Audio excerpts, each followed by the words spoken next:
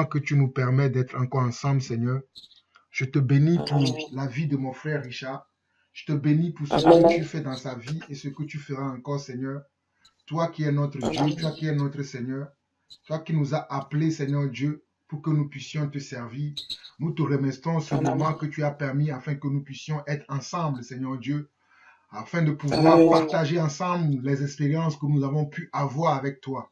Seigneur, nous prions que ces expériences que nous allons partager puissent édifier ton peuple, car nous ne sommes pas là juste simplement pour nous parler, mais le but de cette rencontre, c'est que nous puissions partager nos expériences afin d'édifier ton peuple et que ton peuple soit éclairé et de marcher selon ta lumière.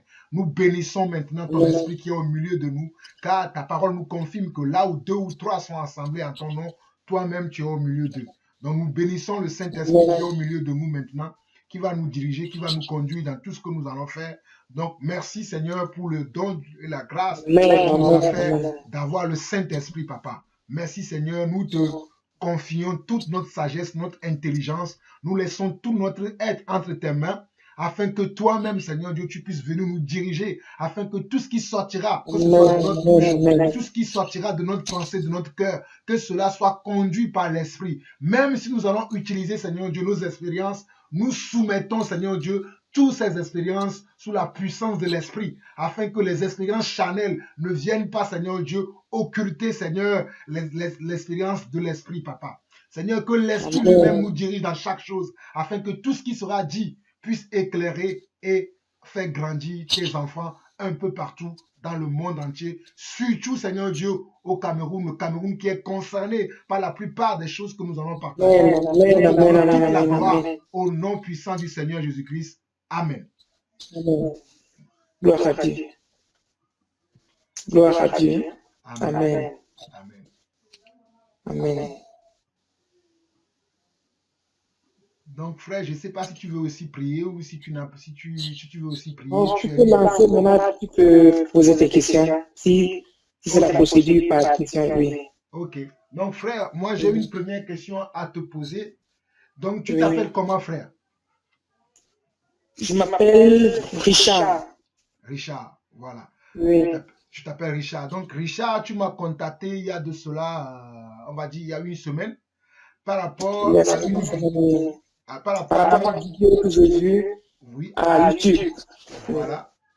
Et la vidéo parlait de quoi exactement? La vidéo parlait du faux prophète Ferdinand Ekani. Voilà. Ok. C'était par rapport à cette vidéo que vous m'avez contacté. Donc, je vous laisse la parole. Allez-y. Oui.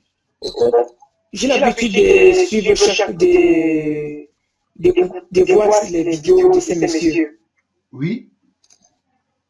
Oui. Et comme j'ai une sœur qui est entrée dans l'église où ces messieurs prêchent, dans une église où il a fondé, chaque fois cette fille, quand elle rentre, elle me parle du Ferdinand, Ekani. J'ai eu un peu la curiosité d'aller à YouTube pour voir ce qui se passe concernant ces faux prophètes. Quand je suis allé, j'ai visionné plus d'une vingtaine de ces vidéos pour voir effectivement comment il procède dans sa façon de louer Dieu.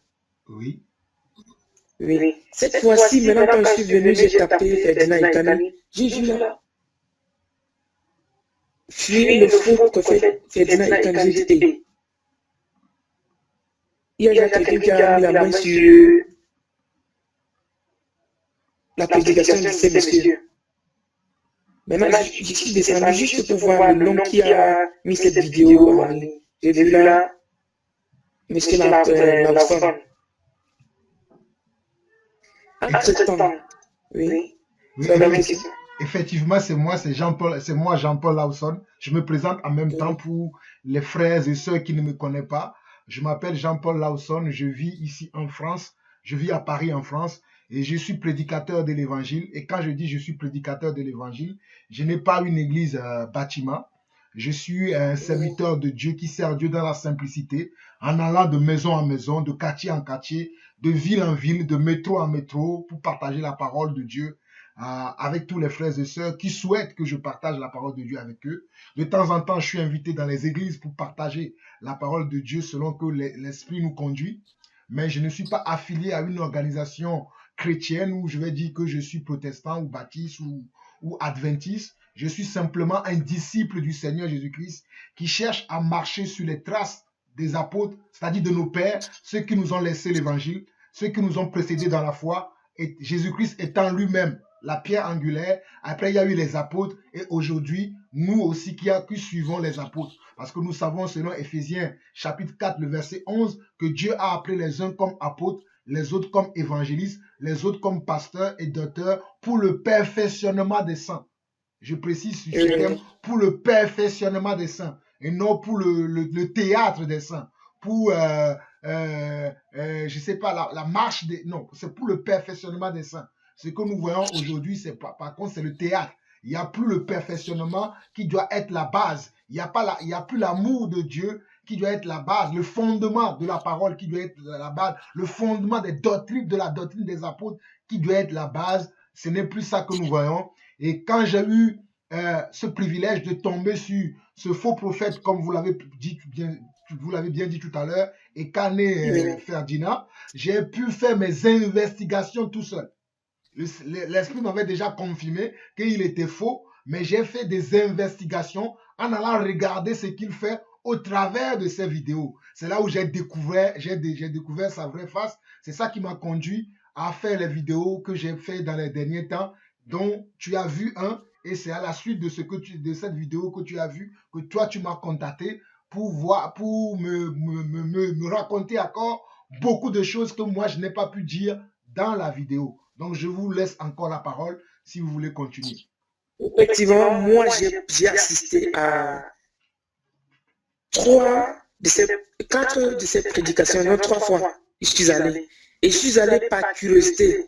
La première fois, je suis allé parce que j'ai une sœur qui est dans cette église. Actuellement, elle est méconnaissable.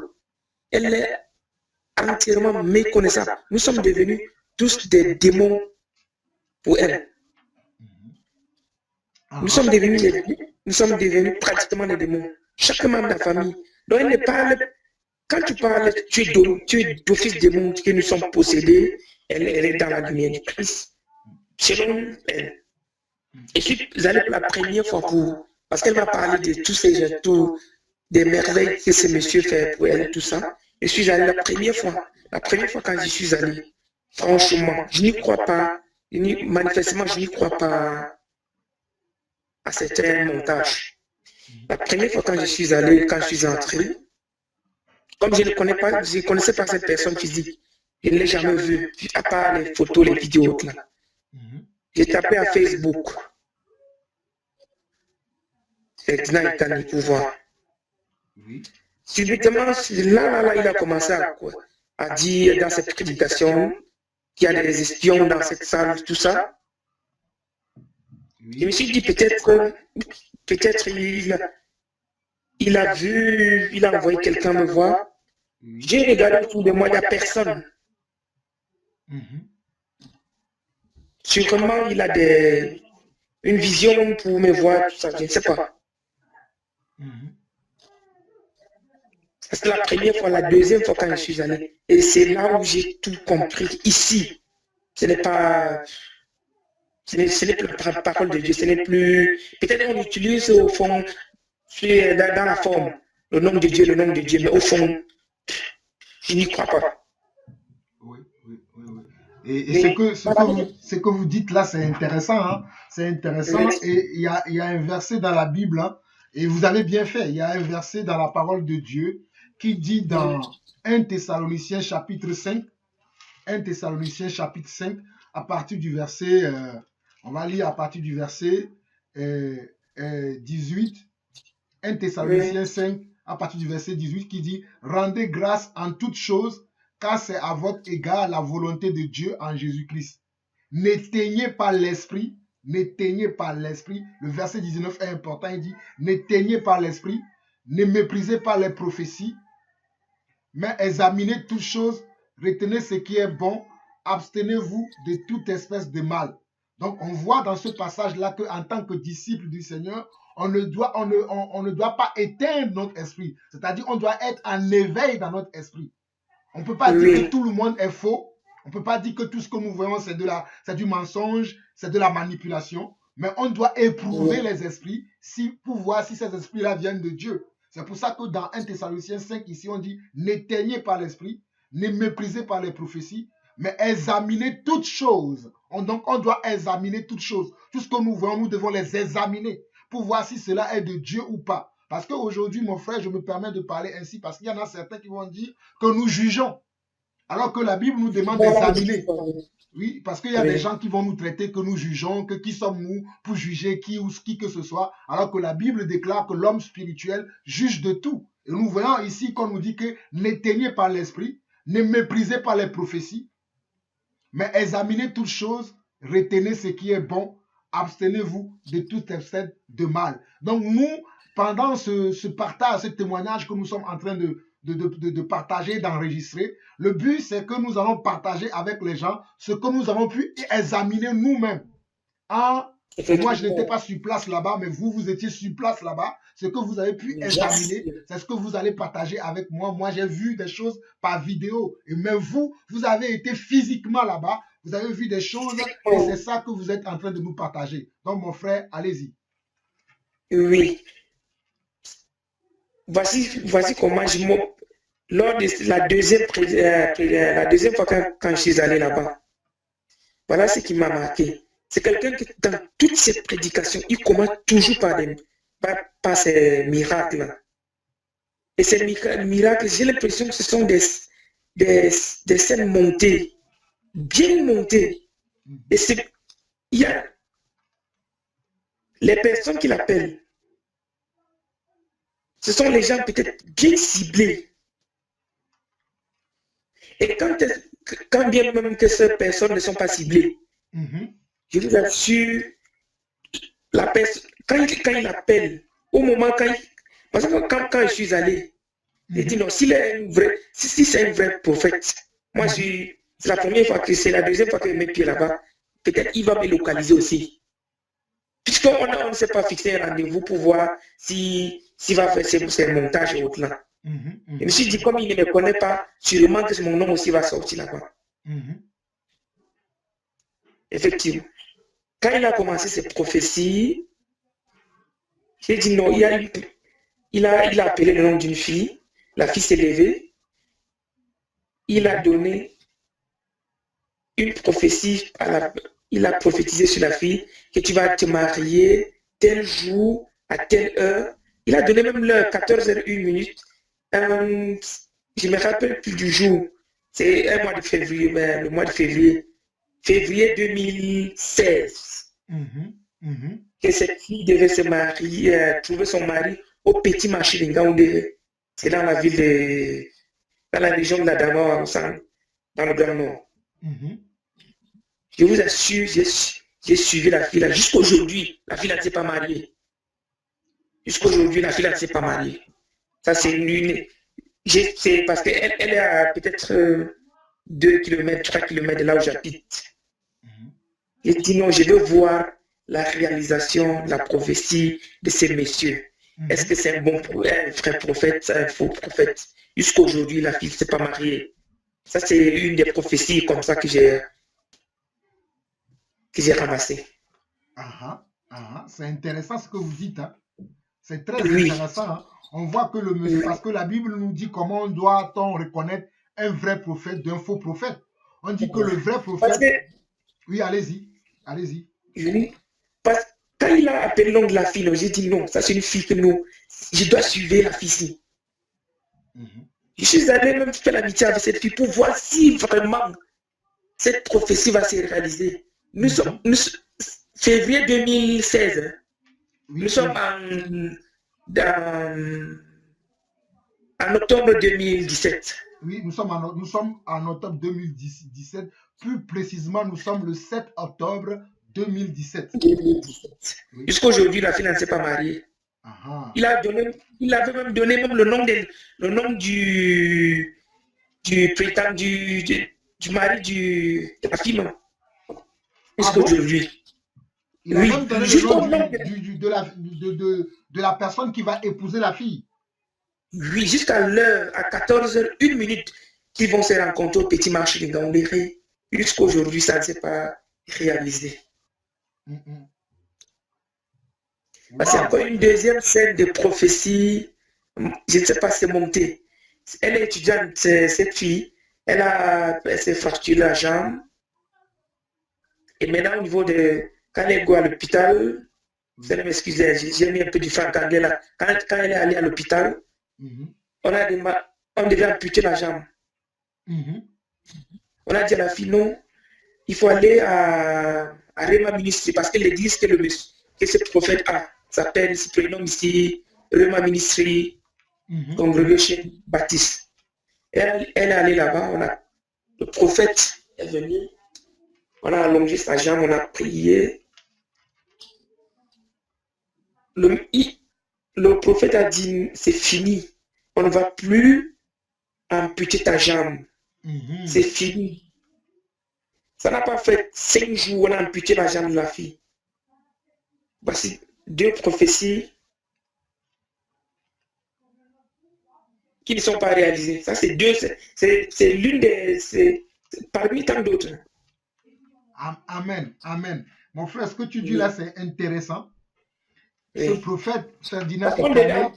Parce que l'hôpital avait prévu amputer la jambe de la fille. Oui. Et on demandait des centaines de mille pour amputer, jusqu'à la guérison de la fille.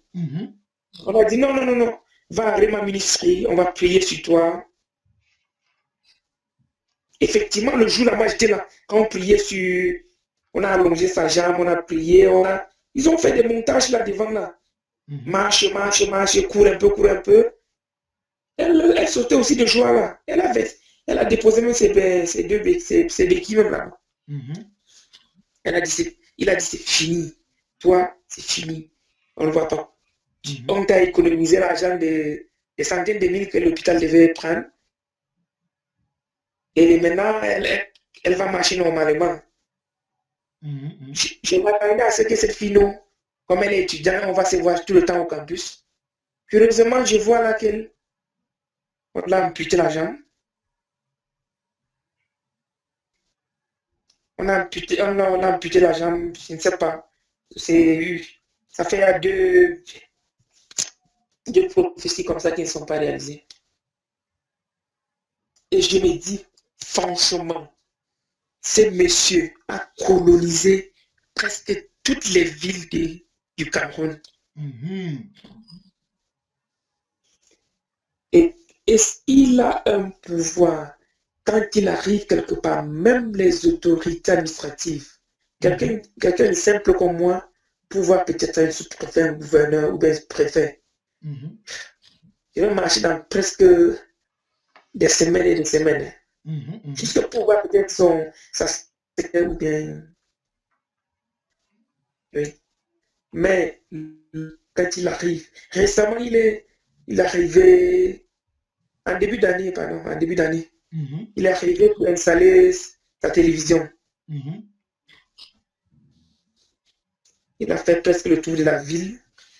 Et comme c'est quelqu'un qui aime aussi le carnaval, défiler avec les grosses voitures, il passe, il voit les autorités, il passe sur les antennes, il dit qu'il a donné ici tel million, tel million. Voilà, c'est... Et je me dis derrière tout ça, parce que quand il commence toutes ces prédications, il y a des miracles qu'il fait. Des miracles là, tu vois, une femme là qui arrive, j'ai fait peut-être 12 ans avec le sida, il met la main sur toi, le sida disparaît, tu as fait peut-être des dizaines d'années avec ton diabète, on met la main sur toi, le diabète disparaît. Je crois à la puissance divine, je crois à la main de Dieu dans le changement de tout un chacun. Mais je ne crois pas à certaines mises en scène. Oui. Parce que quand on me dit, quand une fille vient, elle témoigne qu'elle a le sida, ça fait 15 ans. Elle a le sida. Et maintenant, une simple prière. Oui, je crois à la force d'une prière. Mais quand il met seulement la main sur toi, il te demande demain, tu peux faire le test. Tu reviens le résultat. Le résultat. Et curieusement, ces filles-là viennent le lendemain avec le résultat. Elles brandissent là lors de ces prédications. Et ça fait fou. Et ça fait fou. Ça fait fou. Dès que tu entends ça, parce que dès qu'il finit ces spectacles-là, oui, tout de suite après, c'est l'offrande. L'offrande. L'offrande qui vient après. Oui. Puisque maintenant vous avez vu les miracles. Tu es déjà pris dans le piège. Dans son pensée. Tu as hypnotisé, comme on dit souvent. Oui, oui. Tu te laisses maintenant aller. Tu viens de voir quelqu'un qui a fait 15 ans de sida. On a prié sur lui. Mais maintenant, quand on te demande, donne pour Dieu. C'est facile maintenant de... Oui, et quand tu es dans la salle où il fait ces choses-là, tu te contrôles bien. Oui, je te comprends très bien. Tu te contrôles plus. Oui, vas-y. Tu ne te contrôles plus. J'ai vu ma soeur avoir 500 francs dans sa pochette. Elle n'avait plus rien. Donc elle devait marcher peut-être 2-3 km à pied. Mais les 500 là, elle a déposé ça là-bas. Waouh. Waouh. Oui. Oui. Effectivement, on doit donner aussi pour Dieu, pour l'œuvre de Dieu, oui. Bien sûr. Oui. Mais on doit d'abord être à l'abri du besoin. Et ça, c'est même Dieu sait pourquoi tu as dépensé cet argent pour toi. Effectivement. Mais maintenant, quand cet argent sert maintenant à un individu, moi, c'est pas Dieu. Mon frère, ce que tu dis, c'est important. Il y a un verset qui me vient à cœur par rapport à ce que tu dis qu'on doit donner, parce que nous ne disons pas, nous ne sommes pas en train de dire aux gens de ne pas donner, mais nous demandons simplement que donner conduise par le Seigneur Dieu lui-même. Donner conduise par le Seigneur, ou bien donner pour subvenir à un besoin, subvenir aux besoins des frères et des sœurs qui sont à côté de vous, pour pallier à un besoin. Donner pour aider les vrais serviteurs de Dieu qui ne vous incitent pas à donner pour leur vision pharaonique, leur projet pharaonique, mais vous-même vous êtes conduits par le Seigneur et vous bénissez ces hommes de Dieu qui font le travail de Dieu dans la simplicité. Parce que quand nous lisons dans 2 Corinthiens, chapitre 9, à partir du verset 6 jusqu'au verset 10, 2 Corinthiens chapitre 9, du verset 6 au verset 10, il dit, sachez-le, celui qui sème peu, moissonnera peu. Celui qui sème abondamment, moissonnera abondamment.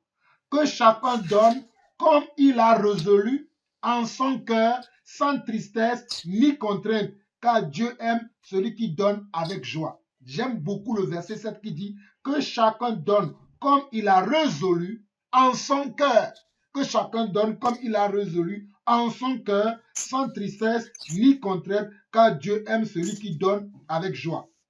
Et Dieu, qui peut vous combler de toutes ses grâces, afin que, possédant toujours en toutes choses de quoi satisfaire à tous vos besoins, vous ayez encore en abondance pour toute bonne œuvre, selon qu'il est écrit, il a fait des largesses et il a donné aux indigents, sa justice subsiste à jamais.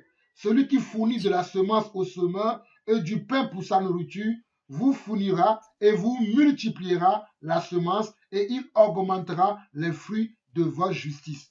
Alors, mes frères et sœurs qui vont suivre après peut-être ce partage, ce témoignage, on voit bien ici dans 2 Corinthiens chapitre 9, le verset 7, que nous devons donner comme nous-mêmes nous l'avons résolu dans notre cœur. Ce n'est pas par la manipulation, en faisant des faux miracles devant nous, pour nous inciter à donner, parce que nous n'avons jamais vu aucun apôtre, après avoir accompli un miracle, mettre un panier devant pour dire maintenant donner. Mais c'est ce que nous voyons aujourd'hui dans les assemblées. Après, une fois que les miracles sont faits, pas les vrais miracles déjà, les faux miracles, il y a les paniers qui sont laissés devant pour vous inciter à donner. Non, là, vous n'avez pas résolu dans votre cœur de donner. Mais on vous a manipulé par une fausse information. On vous a manipulé par un miracle. Parce que nous voyons ici, qu'on nous dit dans 2 Corinthiens chapitre 9, le verset 7, que chacun donne comme il a résolu en son cœur, sans tristesse ni contrainte, car Dieu aime celui qui donne avec joie. Car Dieu, notre Seigneur, aime celui qui donne avec joie. Et Dieu attend que nous donnions avec joie. Dieu attend que chacun d'entre nous, que nous donnions avec joie. Mais lorsqu'on nous manipule et qu'on donne, ce n'est plus avec de la joie, c'est avec la contrainte. Comme le frère Richard nous disait tout à l'heure qu'il y avait une sœur qui avait donné les 500 francs qu'il avait, et même pour rentrer chez elle après, ça serait difficile. Donc on voit que cette sœur a été manipulée pour donner. Et ce monsieur, si vous voyez dans plusieurs de ses vidéos, il a cette capacité. Il a cette capacité, oui, j'appellerais ça de la capacité, cette maîtrise de pouvoir manipuler les gens à ce que les gens puissent faire ce que lui voudrait que les gens fassent. Je ne sais pas si vous me comprenez, j'essaie de parler plus simplement. Il a cette capacité, il a ce pouvoir, il a cette façon de pouvoir vous inciter à faire les choses malgré votre volonté.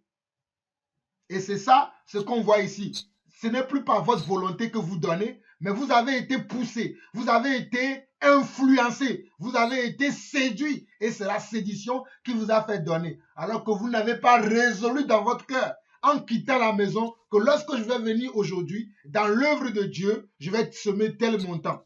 Je vais semer telle chose. Et dans l'œuvre de Dieu, il n'y a pas que de l'argent qu'on doit semer. On peut semer notre temps, on peut semer la prière, on peut semer nos dons et les talents que nous avons reçus de la part de Dieu. Nous pouvons aussi le semer dans l'œuvre de Dieu. Il n'y a pas que de l'argent que nous pouvons semer dans l'œuvre de Dieu. Par exemple, le don que j'ai reçu de Dieu, c'est ce que je suis en train de semer dans ce témoignage-là pour essayer de vous ouvrir les yeux. C'est ça le don que j'ai reçu.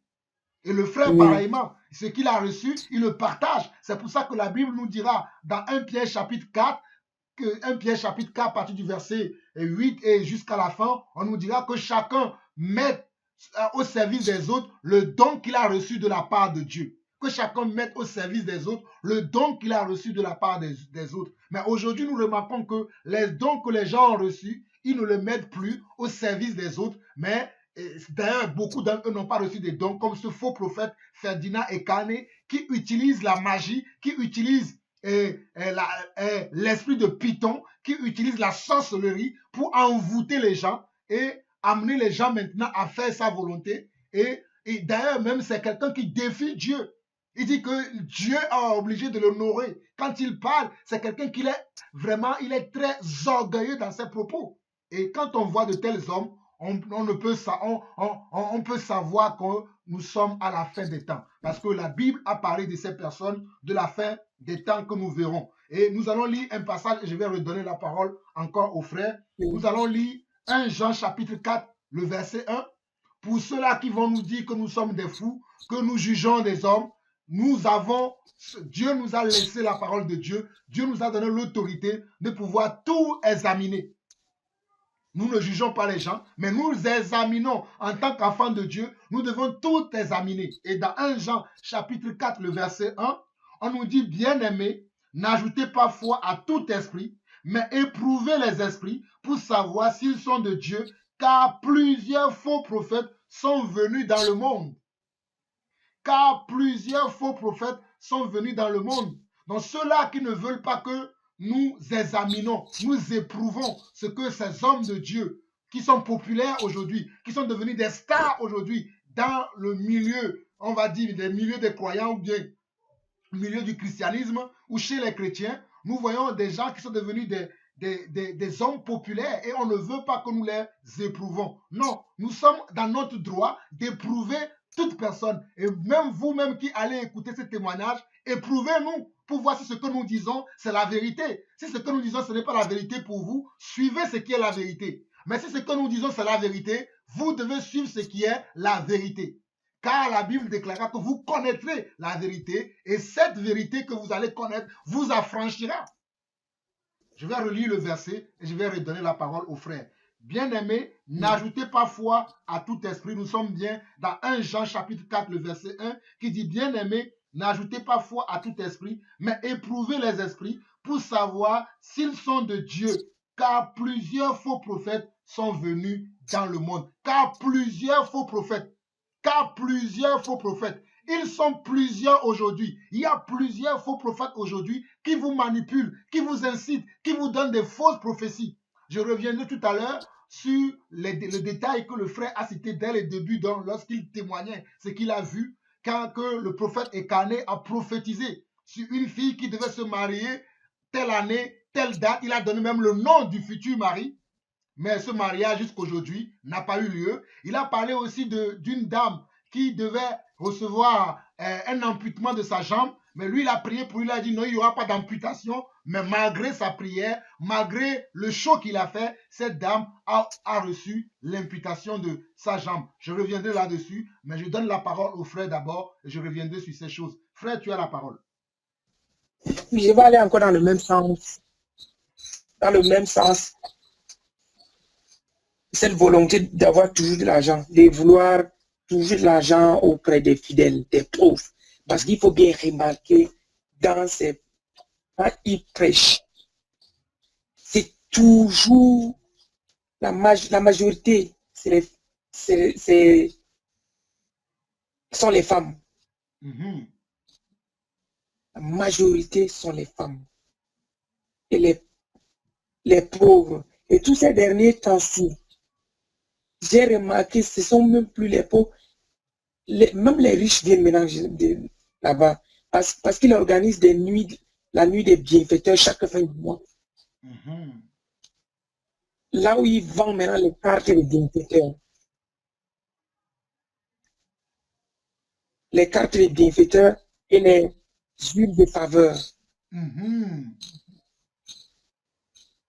Et les cartes, et quand tu achètes une carte de bienfaiteur, je ne connais pas le prix exact de ces cartes de bienfaiteur, mais à la radio, j'entends souvent le spot 100 000, 50 000. Je ne connais pas parce que je n'ai jamais vu la carte là en main comme ça, c'est seulement la télé. Oui. Quand tu achètes ça, et c'est proportionnel, la prière qu'on te donne, c'est proportionnel à la tranche de cartes que tu as achetées. Wow. Je prends un exemple. Tu as acheté peut-être, je ne connais pas le prix exact de ces cartes-là. Tu as acheté peut-être une carte peut-être de 2000. Je ne sais pas s'il y a une carte de 2000 là-bas. Je prends un exemple juste.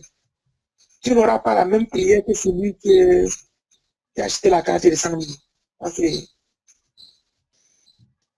Waouh, waouh, waouh. Ce que vous dites là, frère, c'est vraiment intéressant. Donc, on prie pour les gens en fonction de leurs dons, de ce qu'ils ont semé. Oui.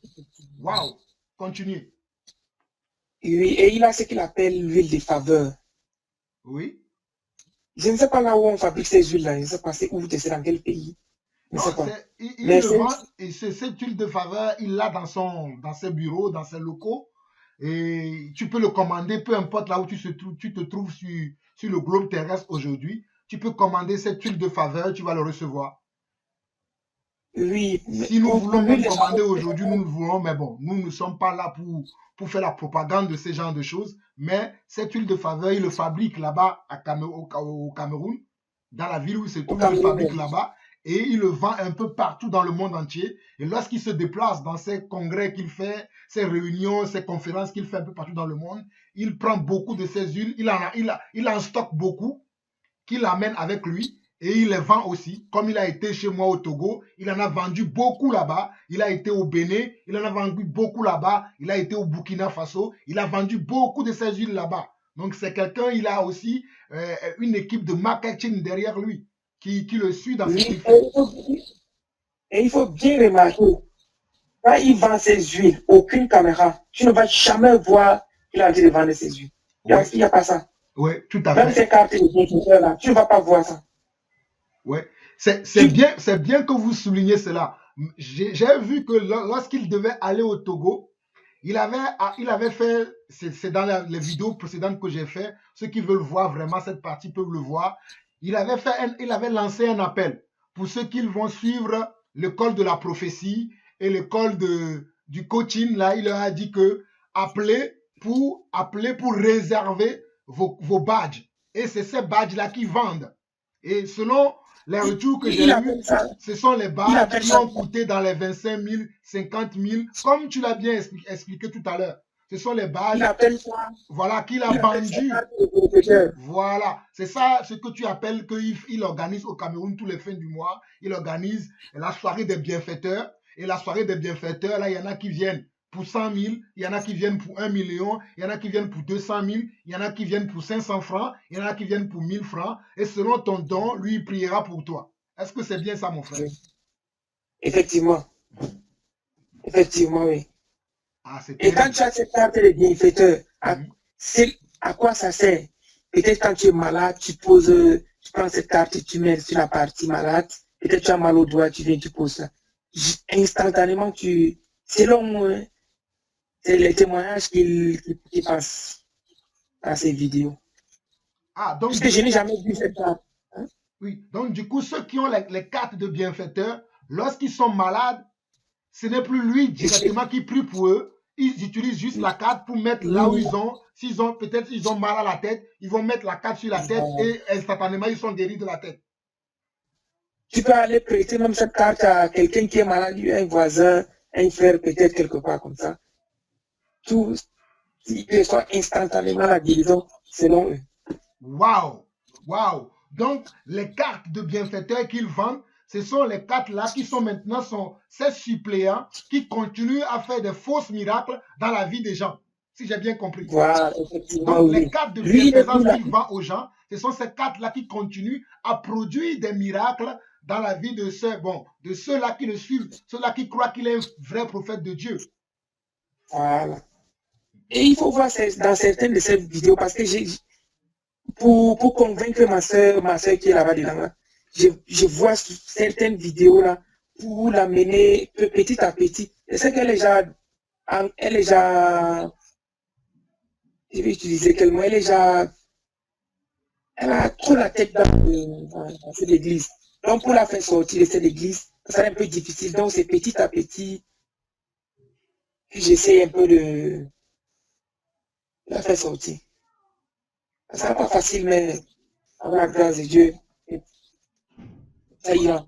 Amen, amen. Pour cette sœur, rappelle-moi, lorsque nous allons clôturer notre entretien, nous allons prier pour elle. Nous croyons à la puissance de Dieu. Nous allons prier pour elle pour que Dieu puisse la toucher là-bas, pour que Dieu puisse faire tomber les écailles de ses yeux, pour que Dieu puisse déboucher ses oreilles, afin qu'elle puisse écouter la voix du bon berger. Parce que nous avons écouté la voix du bon berger. C'est pour cela que les détracteurs comme ça, les faux prophètes comme ça, ne pourront pas nous berner. Mais ceux-là qui n'ont pas encore reçu cette grâce, nous allons prier pour eux, nous continuerons à prier pour eux, afin qu'eux aussi puissent recevoir la même grâce comme nous, afin d'être libérés de ces oppresseurs.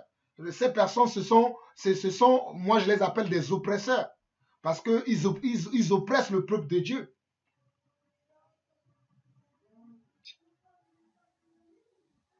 Donc, comme nous disions, c'est comme ça que nous devons prier aussi pour nos frères, nos sœurs qui sont encore dans ces endroits. Et nous avons vraiment de l'amour pour ces personnes. Nous aussi, nous étions comme vous, dans l'ignorance, mais gloire soit rendue au Seigneur Jésus-Christ, gloire soit rendue à Dieu qui nous a délivrés de nos oppresseurs, qui nous a ouvert les yeux, qui nous a libérés, qui nous a délivrés, afin que nous soyons aujourd'hui entre ses mains au lieu d'être dans les mains des mercenaires. Parce que ces personnes, ce sont des mercenaires. C'est Dieu qui nous a fait la grâce que nous ne soyons plus dans les mains des mercenaires, mais que nous soyons dans les mains vraiment des véritables enfants de Dieu. Voilà, mon frère, continue. Je disais que pour moi, cette carte, c'est l'intermédiaire, vous l'intermédiaire entre lui et la personne. Parce que même s'il n'est pas là, tu mets cette carte sur une partie de ton corps qui est malade, tu as mal à la tête, tu mets sur ta tête, instantanément c'est là. Et donc tu as un frère qui est à côté qui est aussi malade, tu prends, tu mets cette carte. Je me suis dit, Seigneur, je n'ai vu nulle part un truc pareil dans la Bible. Nulle part. On prend une carte, je ne sais pas c'est fabriqué où. Tu viens de m'informer que c'est on fabrique ça ici au Cameroun. Moi, je me disais peut-être c'est hors du Cameroun qu'on fabrique ce genre de cartes, ces huiles. Même cette huile-là, tu vois, quand tu es malade, il vient là, c'est quelques gouttes seulement, tu retrouves ta santé. Tu viens de m'informer que c'est au Cameroun qu'on fabrique. J'avais toujours une appréhension, peut-être c'est hors du Cameroun dans certains pays, je ne sais pas. Non, c'est là-bas au Cameroun qu'il le fait parce qu'il le dit même dans la vidéo où je le dénonçais, mes vidéos précédentes, où il dit qu'ils prennent de l'huile d'olive de bonne qualité sur lequel ils ont invoqué le nom de Jésus. Et maintenant, cette huile-là est devenue maintenant une huile pure, une huile sainte. Ce qui peut paraître un peu logique ou bien peut paraître un peu, on va dire, correct. Si c'est une huile saine, qu'on a prié sur ça, on peut distribuer ça gratuitement. Amen. Amen, mon frère. Amen. Non, si c'est quelque chose qui est sain, on doit le distribuer gratuitement. Pourquoi on doit le vendre? Il en fabrique des milliers, des millions de bouteilles. Il distribue qu'on retrouve tous nos santé ici pour tous ceux qui sont malades. Si c'est vraiment divin, il paie quoi? Il en fabrique des bouteilles, il en distribue, on retrouve, chacun retrouve selon le mal qu'il a. Et pourquoi vendre si c'est divin? Vous avez raison, vous avez raison. Le don de Dieu ne se vend pas. On n'a jamais vu un homme de Dieu ou bien des véritables apôtres, des véritables disciples du Seigneur vendre un don ou un talent qu'ils ont reçu de Dieu. Mais nous voyons aujourd'hui que cela est à la mode aujourd'hui. Les gens vendent leurs dons, ils vendent leurs talents. Et lorsque nous voulons leur dire que ce n'est pas comme ça qu'on doit faire les choses, ils se moquent de nous. Comme il y a quelques temps, il y a des gens qui se sont moqués de moi pour dire que je veux chanter, mais je n'ai pas une belle voix. Ils pensent que c'est avec la voix qu'on chante, alors que nous chantons avec le cœur. Nous chantons avec l'amour de Dieu qui s'est manifesté dans notre cœur. C'est cela qui nous pousse à rendre des actions de grâce à Dieu. Même si nous n'avons pas les voix comme les grands chanteurs de ce monde, Dieu ne regarde pas à notre voix, mais il regarde à l'amour que nous avons dans notre cœur. Et ce que tu dis, c'est tellement vrai. Parce que ce monsieur fait même des... Au fait, quand tu vois l'huile qu'il fabrique, il fabrique l'huile comme des déodorants, comme des parfums. Ce sont dans des bouteilles vraiment sophistiquées. Donc peut-être tu as raison. Ce ne sont pas des choses qu'il fabrique forcément au Cameroun. Peut-être il a une usine dans laquelle il fabrique ces choses-là, peut-être en extérieur. Je ne sais pas trop, mais quand j'ai vu cette huile-là qu'il fabrique, c'est tellement fait d'une certaine qualité comme les parfums de nos jours, comme les déodorants de nos jours dans des bouteilles vraiment bien sophistiquées, avec des étiquettes huile de faveur dessus. On croit que c'est tellement... Waouh, c'est comme ça qu'on arrive à séduire les gens. Et les gens... Et si c'est vraiment divin, pourquoi mettre sa photo et celle de sa femme sur le... Amen. Amen. Donc, parce que si c'est divin, il peut mettre une colombe là, il peut mettre... Bref, quelque chose qui... Si on voit ça, c'est pour Dieu. Mais on a l'impression que c'est un parfum prôné par un couple de personnes, un couple simple. Mais un parfum pas ordinaire, et que tu appliques une goutte sur... Il y a un paradoxe que je veux aussi souligner. Allô? Oui, allô, j'écoute mon frère, j'écoute bien. Il y a un paradoxe que je suis en train que je vais souligner. Moi, j'ai vu certaines personnes qui ne voyaient pas vrai, qui ont fait des années sans voir oui. Mais on a appliqué ces huiles. Je ne sais pas si moi aussi, ils m'ont inoptisé pour Il a appliqué dans les yeux. Subitement, ces jeunes hommes voient. Mais j'ai perdu cette trace pour savoir si effectivement jusqu'aujourd'hui il voit, il ne voit pas, je ne sais pas. Mais là, c'est quelqu'un c'est un jeune homme qui ne voyait pas. Je me dis aussi, c'est théâtre qu'il monte. Là, ça donne. La personne voit, les gens laissent leur béquille, mais la suite, tu lui donnes ce pouvoir de monter tout ça. C'est là la question. Parce que là, il y a certains de ces miracles-là. Ça se voit avec l'œil humain, là, ça se voit. Non, il est en train de l'enfant est en train de marcher, il est en train de voir. C'est l'enfant qui bégayait tout à l'heure et bégayait plus. Le sourd-muet qui passait tout à l'heure, maintenant entend parler. Mais la suite, je ne sais pas. Est-ce que c'est... Ils ont aussi cette possibilité-là de fermer aussi les yeux. J'espère que vous me comprenez. Non, je comprends très bien ce que tu dis, frère. C'est-à-dire, le frère est en train de nous éclairer en nous disant que lorsqu'un homme de Dieu, ça me permet en plus de revenir même, avant de compléter ce que tu viens de dire, j'aimerais même lire un verset qui nous parle de comment on doit savoir si un prophète est vraiment de Dieu. Nous pouvons voir ça dans Deutéronome chapitre 18, le verset, on peut lire à partir du verset 20 au verset 22. Il y a tellement de passages à lire, mais j'ai choisi simplement ça pour que notre témoignage ne soit pas long. Mais vous-même, vous pouvez lire tous les passages de la Bible qui parlent des prophètes. Entre l'histoire du jeune et du vieux prophète aussi, vous pouvez être encore mieux éclairé. Mais je prends déjà ce passage-là de Deutéronome chapitre 18, le verset 20 au verset 22 qui dit: mais le prophète qui aura l'audace de dire en mon nom une parole que je ne lui aurais point commandé de dire, ou qui parlera au nom d'autres dieux, ce prophète-là sera puni de mort. Donc, nous voyons ici que il y a un prophète, les faux prophètes. Quelles sont les caractéristiques des faux prophètes?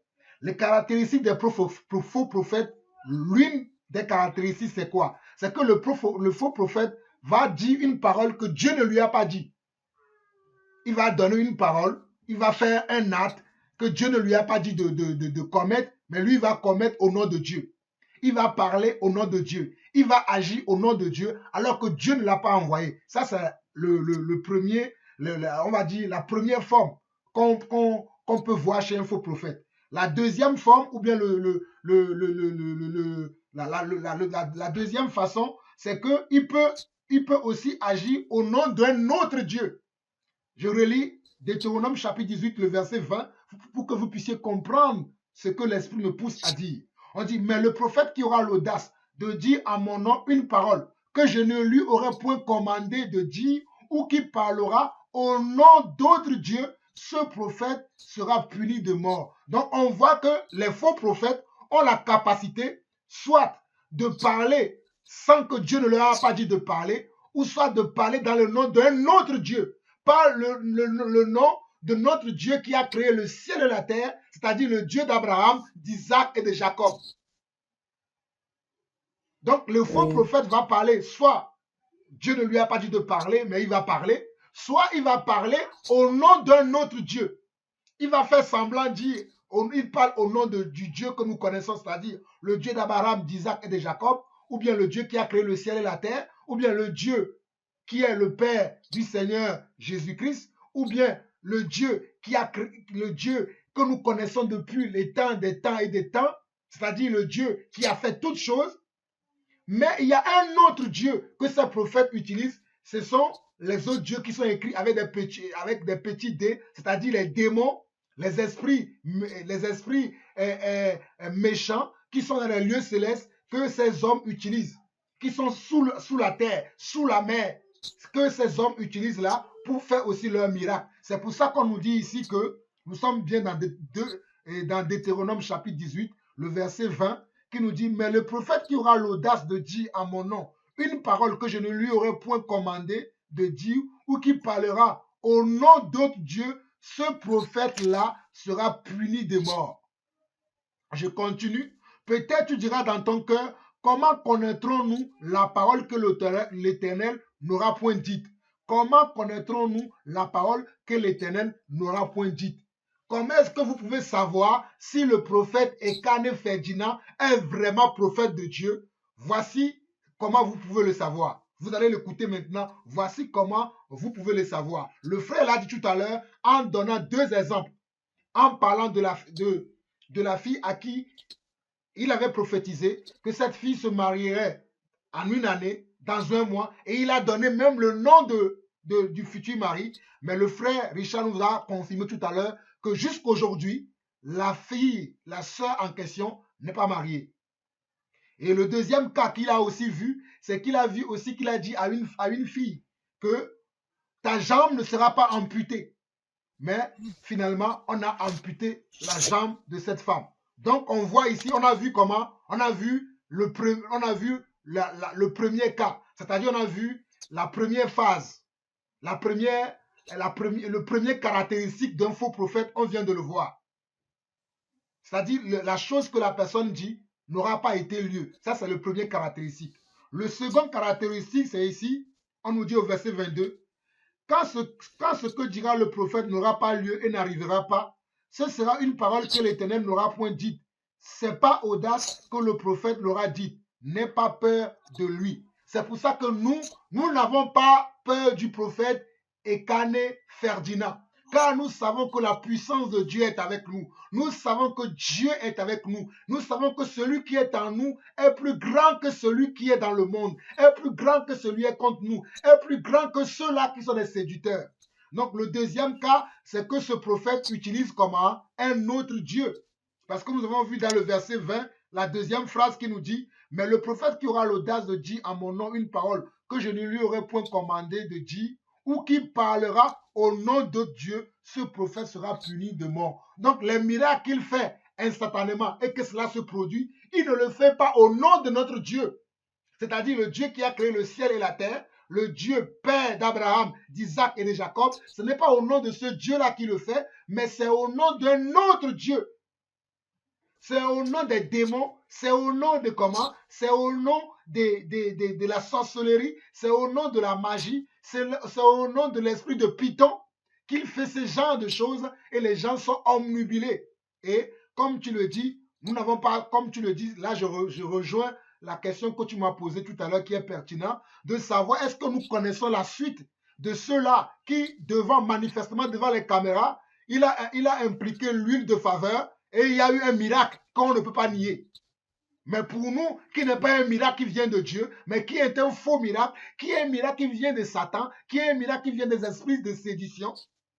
Mais comme nous ne connaissons pas que la suite que ces gens-là ont, si ces gens-là sont en train de nous écouter, nous les interpellons de faire eux-mêmes des témoignages pour témoigner que le prophète Ekane m'a imposé les mains ou bien m'a appliqué de l'huile de faveur sur moi. Instantanément, j'ai été guéri, mais aujourd'hui, je me retrouve encore malade.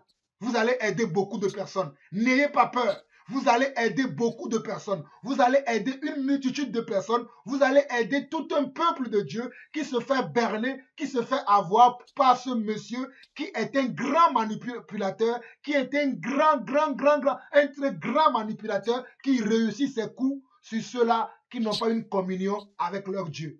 Mais pour nous qui avons une communion avec notre Dieu, il ne peut pas nous manipuler. Donc, nous vous interpellons, si vous avez été à ces réunions et que vous avez eu, il vous a touché, vous avez eu un semblant de guérison, un semblant de miracle, et ça n'a duré que quelques jours, nous vous interpellons, peu importe là où vous vous trouvez sur la face de la terre, allez témoigner de cela. Témoigner de cela que ce prophète m'a dit que j'ai été guéri, j'ai eu ceci, mais finalement je n'ai pas été guéri. Vous allez aider beaucoup de personnes. Si vous souhaitez de l'aide dans ce sens-là, contactez-moi, Jean-Paul Lawson. Je suis disponible pour vous aider à faire ce témoignage-là, pour aider les frères et les sœurs qui sont encore sous l'emprise de ce monsieur.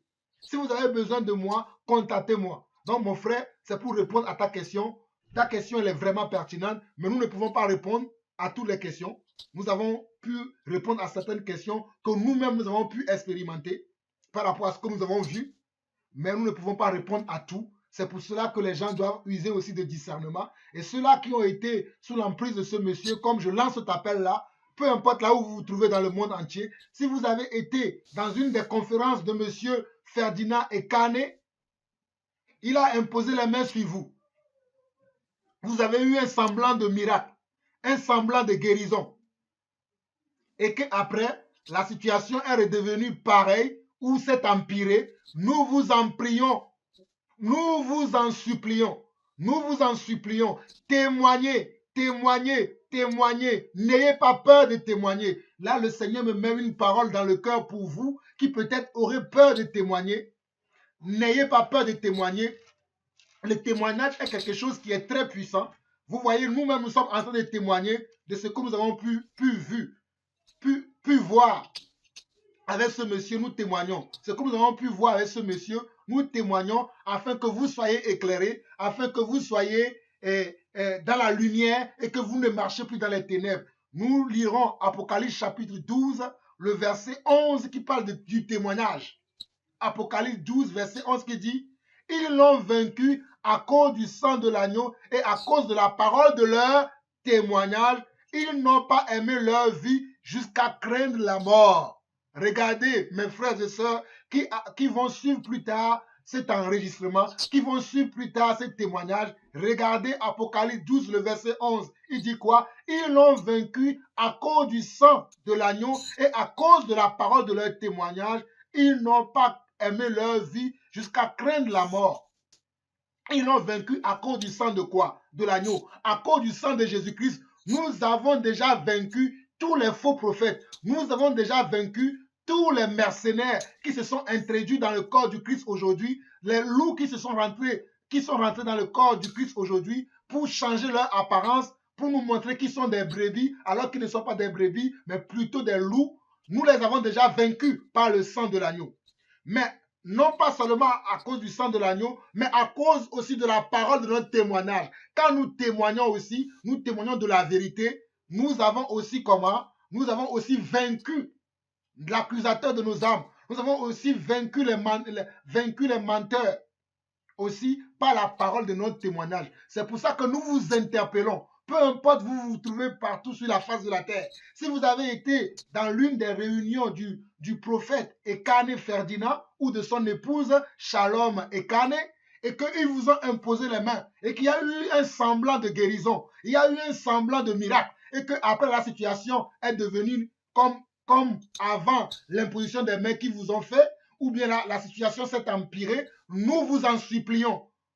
Contactez-nous pour témoigner ou témoignez vous-même. Ne serait-ce que peut-être 2-3 minutes de témoignage par WhatsApp, par vidéo, va interpeller quelqu'un pour sortir sous l'emprise de ce monsieur. C'est très important. Nous vous interpellons. Un dernier passage que le Seigneur met encore dans mon cœur pour vous aider, pour vous encourager à faire cela sans avoir peur. Car si nous nous témoignons sans avoir peur, vous pouvez aussi le faire sans avoir peur de qui que ce soit, car le Seigneur lui-même est avec vous. Nous pouvons lire aussi Matthieu chapitre 10, le verset 31, le verset plutôt 32, qui dit: c'est pourquoi quiconque se déclarera publiquement pour moi, je me déclarerai moi aussi pour lui devant mon Père qui est dans les cieux. C'est pourquoi quiconque se déclarera publiquement pour moi, je me déclarerai moi aussi pour lui devant mon Père qui est dans les cieux. Et dans ce même chapitre de Matthieu chapitre 10,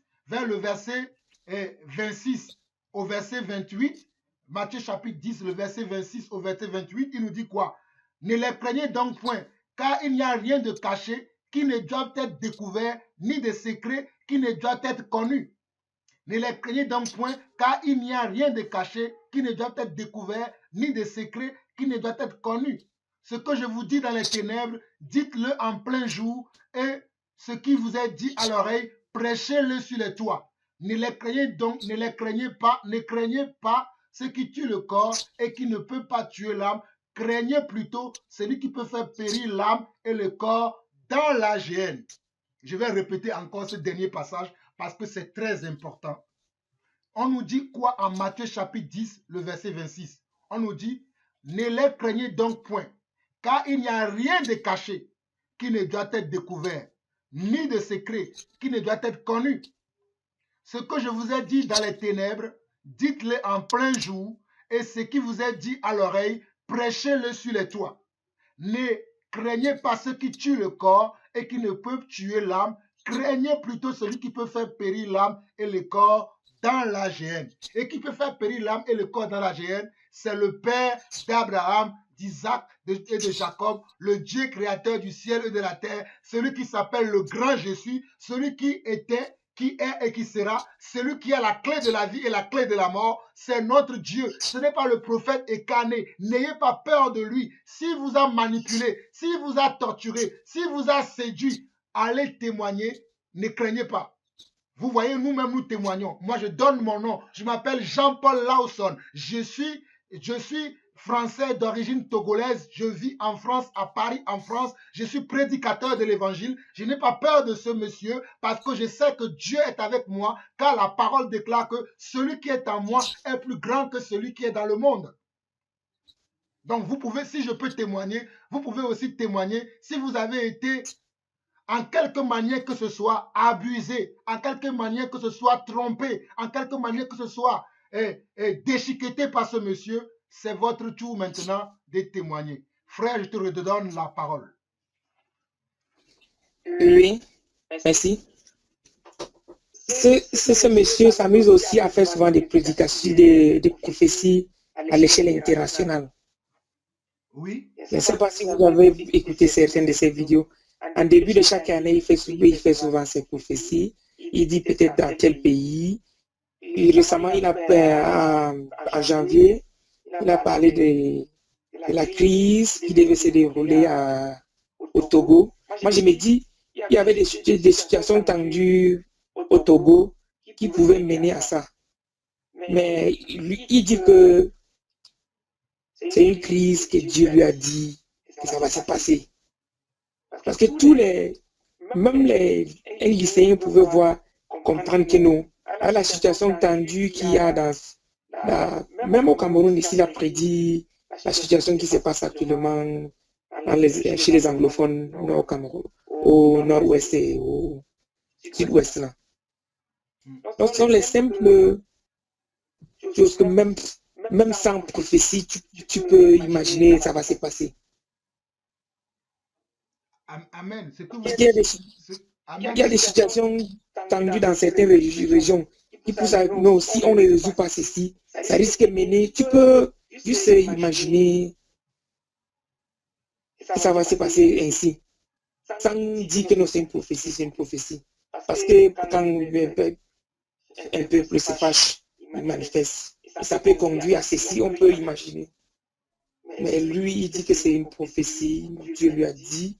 Il a parlé, il a dit que le président nigérian devait tomber gravement malade. Or, une année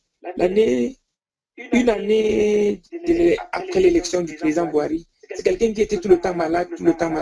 Il dit non en 2016, en 2017. C'est quelqu'un qui sera malade. Tu vois? Donc, il s'aligne sur une logique. Oui. Et il a parlé aussi du Zimbabwe, que le président Mugabe, ça va finir mal avec lui. Je ne sais pas. S'il est Dieu, je ne sais pas.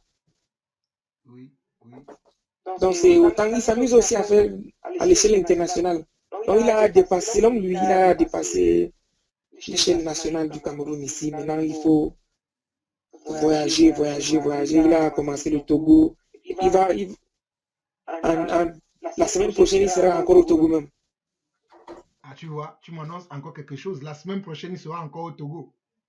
Oui, à Lomé, oui. Ah, nous lançons un appel aux Togolais. Nous profitons de cette occasion pour lancer un appel, pas à tous les Togolais, mais aux vrais disciples togolais, pas les gens qui aiment les prophéties, les gens qui suivent les prophètes des villes, en allant de ville en ville, parce qu'ils n'ont pas confiance en leur Dieu, pour que Dieu puisse changer leur vie, mais ils ont confiance à un homme, car Dieu lui-même dans sa parole dira, malheur à l'homme qui se confie à l'homme. Malheur à l'homme qui se confie à l'homme. Nous devons nous confier en qui? En l'Éternel. Moi, je me confie en l'Éternel. Je ne me confie pas à un homme. Je peux demander à un homme prie pour moi parce que je me sens faible. Je peux demander à un homme, aide-moi parce que je manque les moyens. Mais je ne me confie pas, je ne mets pas ma vie entre les mains d'un homme. Parce que c'est Dieu qui m'a créé. Je suis une créature de Dieu. Si j'ai un besoin, je vais aller vers Dieu. Je vais demander à Dieu pour que Dieu puisse agir dans ma vie. Mais aujourd'hui, les gens sont en train de chercher des prophètes pour qui vont... Cela ne m'étonne pas. La Bible le dit. Hein? La Bible le dit que dans les derniers jours, nous allons lire ça. Parce que je l'ai lu précédemment. Mais je vais le lire rapidement. Tu m'excuseras, frère, parce que l'Esprit me conduit à lire encore ce passage-là. Dans 2 Timothée chapitre 4, dans 2 Timothée chapitre 4, la Bible dit quoi? Je t'en conjure devant Dieu et devant Jésus-Christ, qui doit juger les vivants et les morts. Pour vous qui avez peur, nous n'avons pas peur des hommes parce que nous avons peur de Dieu. Nous n'avons même pas peur de Dieu, mais nous craignons Dieu. Dieu ne nous met pas en nous un esprit de peur, mais nous avons la crainte de Dieu parce que Dieu a mis son esprit en nous afin que nous l'aimions et que nous marchions selon son esprit et selon sa parole. Donc dans sa parole, dans 2 Timothée chapitre 4, Dieu nous dit ceci. Je t'en conjure devant Dieu et devant Jésus-Christ, qui doit juger les vivants et les morts.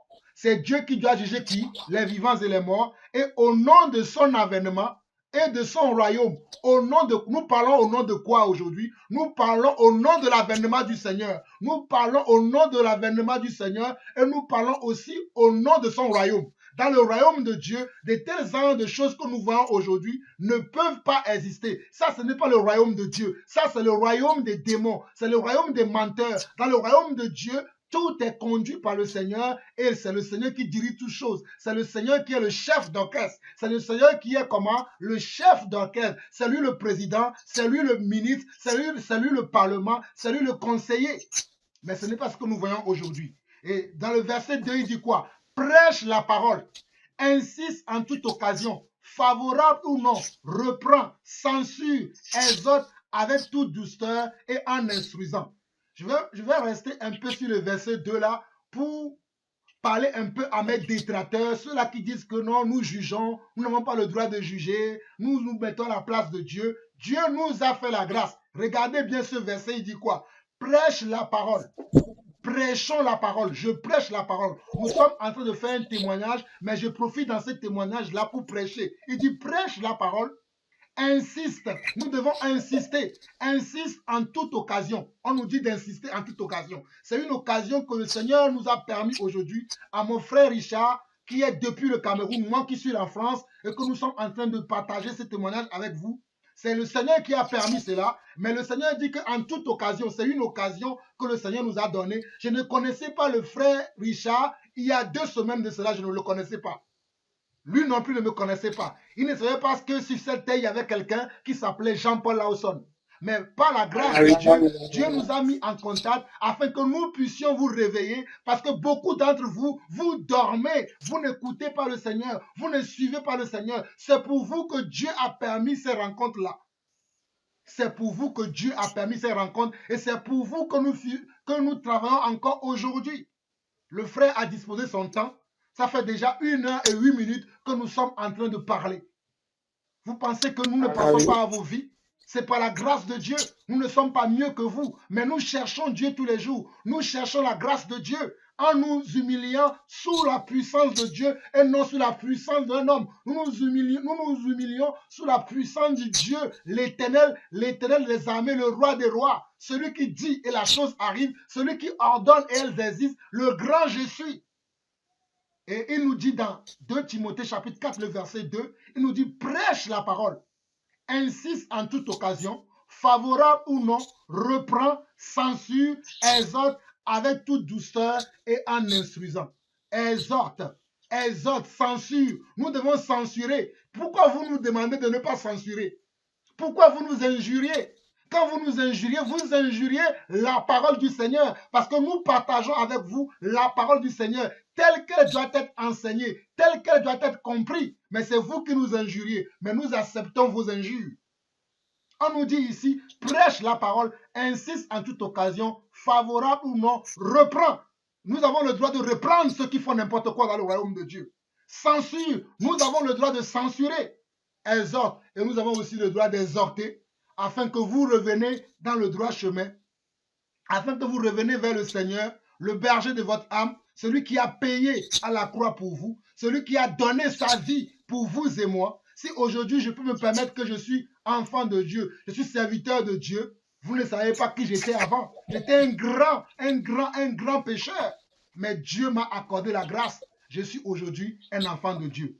Maintenant, le verset qui vous concerne, vous qui cherchez des miracles, vous qui cherchez des prophètes, selon vos désirs, voici votre partie ici.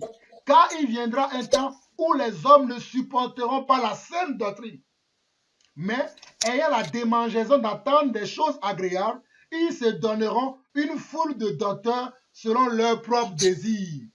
Car il viendra un temps où les hommes ne supporteront pas la saine doctrine, mais ayant la démangeaison d'entendre des choses agréables, ils se donneront une foule de docteurs selon leurs propres désirs, détourneront l'oreille de la vérité et se tourneront vers les fables.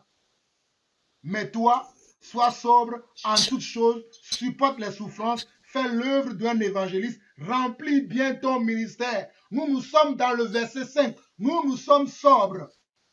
Nous supportons les souffrances. Nous supportons les calomnies. Nous supportons les méchancetés. Nous supportons tout ce que les hommes peuvent dire de nous qui ne sont pas vrais. Nous le supportons. Mais nous faisons l'œuvre d'un bon évangéliste qui marche sur les traces de nos prédécesseurs, qui marche sur les traces du Seigneur Jésus-Christ et de nos prédécesseurs. Mais pour vous, qui aimez le temps présent, qui aimez les choses de ce monde, qui aimez la vie de ce monde, qui aimez les choses de la terre, qui ne veulent pas écouter Dieu, qui ne veulent pas aimer Dieu et sa parole, qui aimez quand vous prêche la terre, qui aimez quand vous dites que demain vous allez vous marier, qui aimez quand vous dites que demain vous allez avoir votre visa pour partir en Europe ou en Occident, qui aimez quand vous dites que demain vous allez acheter une grande maison, une belle voiture. Nous ne prêchons pas pour vous, car le royaume des cieux ne consiste pas à avoir de belles maisons, de grandes voitures, à avoir de visa. Le royaume de Dieu ne consiste pas à cela. Le royaume de Dieu consiste à confesser ses péchés, à se détourner de ses mauvaises voies et à aimer Dieu de tout son cœur, de toutes ses pensées et de toute sa force. C'est ça le royaume de Dieu.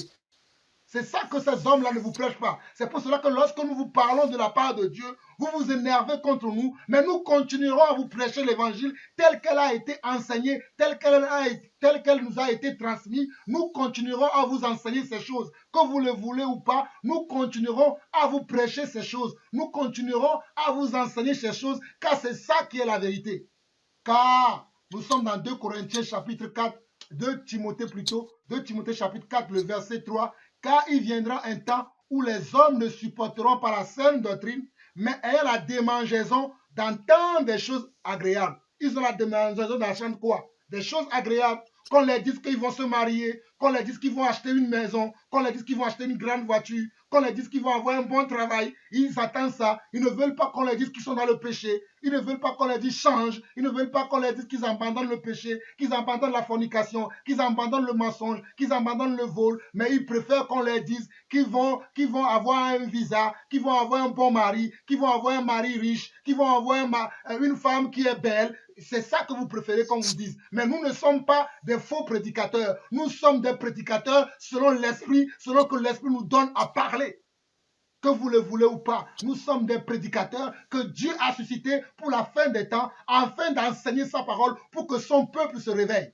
Enfin, pour moi, c'est ce que je crois et c'est ce que je croirai toujours, c'est ce que je parlerai toujours, selon la grâce que Dieu m'a fait d'être ministre de sa parole. Et ici, on nous dit, quand il viendra un temps, nous sommes bien dans 2 Timothée chapitre 4, le verset 3, car il viendra un temps où les hommes ne supporteront pas la saine doctrine, mais ayant la démangeaison d'entendre des choses agréables, ils se donneront une foule de docteurs. Regardez, c'est eux qui vont se donner une foule de docteurs selon leur propre désir. Ils se donnent une foule de docteurs selon leur propre désir. Ils détourneront l'oreille de la vérité et se tourneront vers les femmes. Donc c'est vous-même qui vous êtes donné ce genre de prophète comme le prophète Ekané. Vous ne voulez pas écouter les vrais prophètes de Dieu. Vous ne voulez pas écouter les vrais enfants de Dieu. Vous ne voulez pas écouter les vrais ministres de Dieu. Vous écoutez les faux ministres, comme on l'a vu dans 1 Jean chapitre 4, qu'il y aura beaucoup de faux prophètes. Vous aimez écouter les faux. Et lorsqu'ils organisent des conférences un peu partout dans le monde, vous les suivez. Donc, nous lançons un appel aux Togolais. Nous lançons un appel au Togo. Nous lançons un appel en Afrique de l'Ouest. Nous lançons un appel en Afrique centrale. Nous lançons un appel aux Camerounais et aux Togolais et à toute l'Afrique et à tout le monde entier que fuyez, fuyez, fuyez, fuyez. Ne suivez pas ces faux prophètes. Suivez le véritable prophète. Le véritable prophète, c'est le Seigneur Jésus-Christ. C'est lui qui a la clé de la vie et la clé de la mort. C'est lui qui peut décider de ce que sera votre vie. Un homme ne décidera pas pour vous. Un homme ne décidera pas pour vous. Nous sommes conscients et nous sommes d'accord que Dieu peut utiliser les hommes. Parce que Dieu nous utilise. Même nous-mêmes, nous prétendons que Dieu nous utilise. Pourquoi Dieu ne va pas utiliser les autres hommes? Mais Dieu va les utiliser dans la doctrine. Dieu va les utiliser dans sa parole. Dieu va les utiliser selon son esprit, pas selon leur programme à eux. Mais Dieu va les utiliser selon son programme à lui. Donc vous, Togolais, qui attendez de recevoir le pasteur, le faux prophète plutôt, Ferdinand Ekane la semaine prochaine, nous vous lançons un appel. Fuyez ce monsieur. Ce monsieur n'est pas d'un autre. Si vous êtes un véritable enfant de Dieu, si vous êtes un disciple de Dieu, allez prier selon ce que vous entendez aujourd'hui. Dieu vous éclairera là-dessus. Dieu vous mettra une conviction forte dans le cœur afin que vous sachiez si c'est lui qui est le vrai prophète que vous devez suivre, vous le saurez. Que le Seigneur vous bénisse. Alors frère, je te laisse encore la parole. Oui. Et ce monsieur, j'ai remarqué aussi une certaine chose là. Tu peux me contredire. Un homme de Dieu véritable, c'est vraiment l'humilité. Il ne se glorifie pas, il se vante pas de l'onction qu'il a. Parce que lui, quand il est dans cette prédication, tu vas entendre moi, Ferdinand Ekane. Moi, c'est que c'est pas Dieu. Si je mets la main sur toi, tu seras instantanément guéri. C'est que c'est pas. Ou tu vas entendre, sur le plan matériel, je suis le millionnaire de ma famille, j'ai des vigiles, j'ai des grosses mères, j'ai une Mercedes, bref, tout dans le monde, il se glorifie un jour. Et il y a encore un autre fait que j'ai. Un homme de Dieu véritable, normalement ne devait pas faire ça. Tu vas voir, lui, il est dans la quarantaine.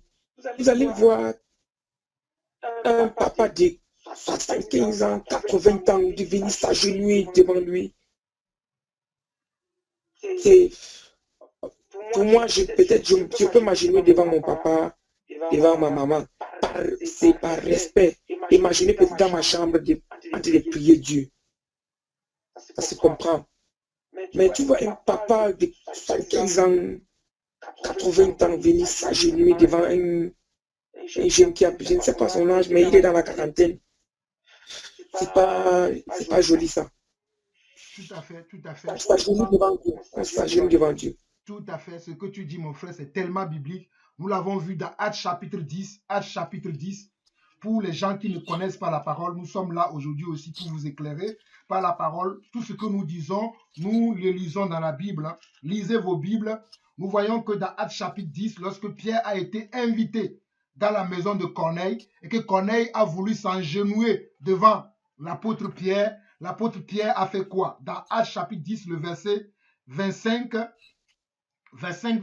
et verset 26, on nous dit que lorsque Pierre entra, Corneille qui était allé au-devant de lui tomba à ses pieds et se prosterna. Mais Pierre le releva en disant, lève-toi, moi aussi, je suis un homme. Regardez, ça c'est les véritables enfants de Dieu. Ça c'est les véritables apôtres. Ceux-là que Jésus lui-même a formés. Regardez, Pierre, je ne sais pas si Ferdinand Ekane peut se mesurer à la stature de Pierre. Mais Pierre était tellement humble. Lorsque Corneille s'est agenouillé devant Pierre, Pierre l'a relevé en disant, ne fais pas cela. Moi aussi, je suis un homme comme toi. Pourquoi Ferdinand Ekane n'arrive pas à relever les hommes de 80 ans, les hommes de 70 ans, les hommes de 50 ans, qui sont plus vieux que lui, qui s'agenouillent devant lui? Pourquoi il n'arrive pas à les relever? Vous avez la preuve que ce monsieur ne sert pas Dieu.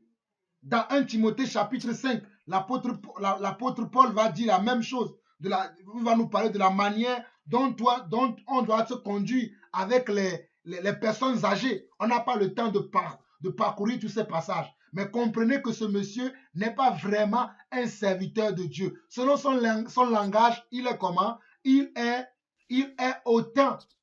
Il est orgueilleux. Il a un ego démesuré. Il a un ego, waouh, je ne peux même pas, les mots me manquent pour qualifier l'ego qu'il a, ce monsieur.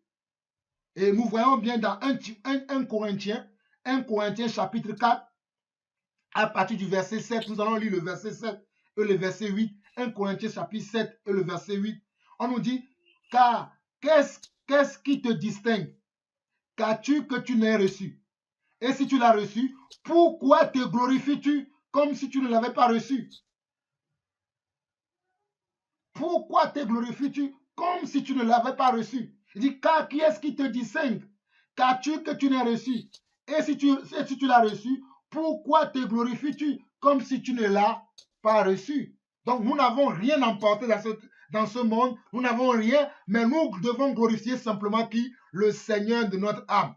Nous devons glorifier le Dieu qui nous a, qui nous a appelés des ténèbres à son agréable lumière. Nous devons glorifier que Dieu, ce n'est pas à nous-mêmes de nous glorifier. Et ce monsieur a cette habitude de se glorifier lui-même, comme si c'est lui-même qui s'est créé, comme si c'est lui-même qui se conduit, alors que c'est Dieu qui lui fait la grâce tous les jours d'être encore parmi les vivants. Mais il n'a pas ce recul, il n'a pas ce recul-là pour glorifier le Seigneur. Et quand nous regardons bien ici, dans 1 Pierre chapitre 5, 1 Pierre chapitre 5, le verset 5, on nous dit quoi? Verset 5 et verset, non, on va lire plutôt le verset 6, on nous dit quoi? Humiliez-vous donc sous la puissante main de Dieu, afin qu'il vous élève au temps convenable. On doit s'humilier, même si Dieu nous utilise. Même si Dieu nous utilise, nous transportons des montagnes d'une ville dans une autre ville.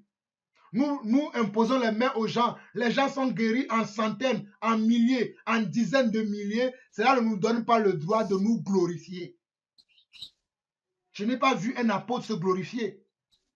Je n'ai pas vu un apôtre se glorifier parce qu'il a fait un miracle, parce qu'il produit des miracles. À chaque fois qu'il impose les mains aux gens, il commence à dire, je suis l'homme le plus riche de ma famille, je suis l'homme qui fait le plus de miracles, je suis l'homme qui fait ceci ou cela. Non, je n'ai jamais vu un apôtre faire cela. Mais c'est ce que ces hommes-là font aujourd'hui. Pourquoi vous les suivez? Je vais vous lire un dernier passage sur ce point qui est dans Actes chapitre 14. Actes chapitre 14. Actes chapitre 14. Nous allons lire du verset 6 au verset 15. Actes chapitre 14, le verset 6 au verset 15.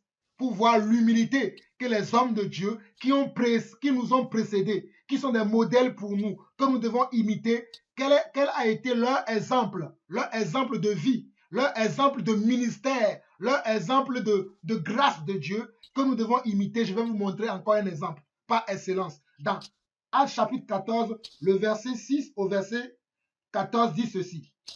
Paul et Barnabas, ayant eu connaissance, se réfugièrent dans les villes de la Lycaonie, à Lys et à Derbe, et dans la contrée d'alentour.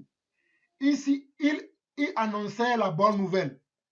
À Lys se tenait assis un homme impotent des pieds, boiteux de naissance et qui n'avait jamais marché. Il écoutait parler Paul, et Paul fixant les regards sur lui, et voyant qu'il avait la foi pour être guéri, dit d'une voix forte, lève-toi droit sur tes pieds. Et il se leva d'un bond et marcha. Regardez que Paul, avant de faire un miracle, ne fait pas un miracle pour séduire les gens. Regardez la phrase que la Bible nous dit. On nous dit qu'il écoutait l'aveugle là, je dis pas l'aveugle, le boiteux.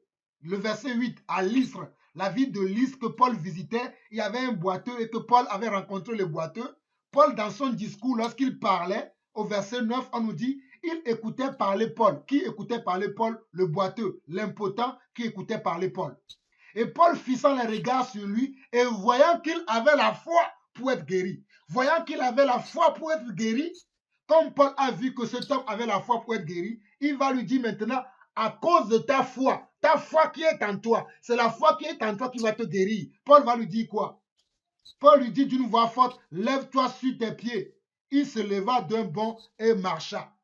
Donc, ce n'est pas Paul par sa puissance de guérison qu'il a guéri le monsieur, mais il a vu la foi dans le cœur du monsieur, la foi que le monsieur lui-même il a pour guérir. C'est cette foi qui a guéri ce monsieur-là. Mais je continue l'histoire.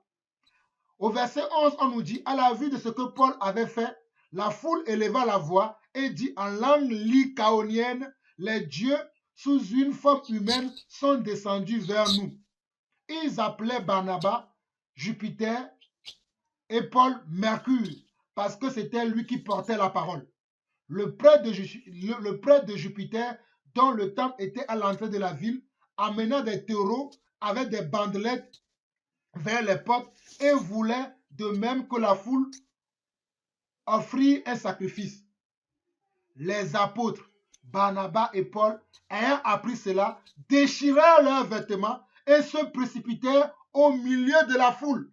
Mes frères, suivez-moi très bien. Vous qui ne connaissez pas le Dieu que nous servons, vous qui ne savez pas quelle est l'attitude, le comportement, le caractère, les traits d'un véritable apôtre, d'un véritable prophète, d'un véritable évangéliste, d'un véritable pasteur et docteur de la parole, suivez ce passage-là et vous aurez la preuve. Vous aurez les caractéristiques d'un véritable enfant de Dieu. On nous dit au verset 15 de Actes chapitre 14, en s'écriant, ô hommes, pourquoi agissez-vous de la sorte? Nous aussi, nous sommes des hommes de la même nature que vous, et vous apportant une bonne nouvelle, nous vous exhortons à renoncer à ces choses vaines, pour vous tourner vers le Dieu vivant qui a fait le ciel, la terre, la mer et tout ce qui s'y trouve. C'est ce que Paul et Barnabas ont fait ce jour-là, lorsque les Lycaoniens voulaient tuer des vaches devant eux pour les élever comme s'ils étaient des dieux. Ils ont refusé. Ils ont refusé en faisant quoi? En déchirant leurs vêtements. Oh mon Seigneur, ouvre les yeux à ton peuple. Oh mon Dieu, s'il te plaît, touche le cœur de tes enfants afin que tes enfants soient éliminés. Oh mon Dieu, mon roi. Oh mon Seigneur, s'il te plaît, pardonne-leur ce péché. Pardonne-leur ce péché de glorifier des hommes, de louer des hommes au lieu d'adorer toi, le Dieu véritable. Je vais relire pour vous le verset 14 au verset 15 de Actes chapitre 14. On nous dit les apôtres Barnabas et Paul, ayant appris cela, déchirèrent leurs vêtements et se précipitèrent au milieu de la foule en s'écriant, ô hommes, pourquoi agissez-vous de la sorte? Nous aussi, nous sommes des hommes de la même nature que vous, et en vous apportant une bonne nouvelle, nous vous exhortons à renoncer à ces choses. Nous vous exhortons à renoncer à ces choses vaines pour vous tourner vers le Dieu vivant. Renoncez aux prophètes incarnés et tournez-vous vers Jésus-Christ. Renoncez aux faux prophètes et tournez-vous vers le berger de vos âmes. Le berger de vos âmes, c'est Jésus-Christ. Le berger de nos âmes, c'est Jésus-Christ. Ce n'est ni Jean-Paul Lawson, ce n'est ni le frère Richard, ni qui que ce soit, mais c'est Jésus-Christ qui est allé mourir à la croix pour vous et moi. Comme l'apôtre a dit ici, renoncez à ces vaines choses pour vous tourner vers le Dieu vivant qui a fait le ciel, la terre, la mer et tout ce qui s'y trouve. Qui a fait les cieux, c'est Dieu. Qui a fait la terre, c'est Dieu. Tout ce qui se trouve sur la terre qu'il a fait, c'est Dieu. À qui devons-nous tourner? Nous devons nous tourner vers qui? Vers Dieu. À qui devons-nous aller? Nous devons aller vers Dieu. Nous n'allons pas suivre les hommes Dieu. Nous n'allons pas suivre les faux hommes de Dieu, mais nous allons suivre Dieu lui-même. Parce que ici, le verset 13 de Actes chapitre 14 nous dit, le prêtre de Jupiter, dont le temple était à l'entrée de la ville, amena des taureaux avec des bandelettes vers les portes et voulait de même que la foule offrir un sacrifice. Offrir un sacrifice à qui? Aux apôtres, parce qu'ils ont vu un miracle. L'impotent s'est levé. Mais regardez au verset 14, au verset 15, l'attitude du prophète, de l'apôtre Paul et de l'apôtre Barnabas. Regardez leur attitude. Les apôtres Barnabas et Paul, ayant appris cela, déchirèrent leurs vêtements et se précipitèrent au milieu de la foule, en s'écriant, ô hommes, pourquoi agissez-vous de la sorte? Nous aussi, nous sommes des hommes de la même nature que vous, et vous, en vous apportant une bonne nouvelle, nous vous exhortons à renoncer à ces choses vaines. Renoncer à ces choses, à offrir des sacrifices à tout vent. Quelqu'un prie pour vous, ah oui, vous voulez offrir des sacrifices. Quelqu'un prie pour vous, non, ce n'est pas ça.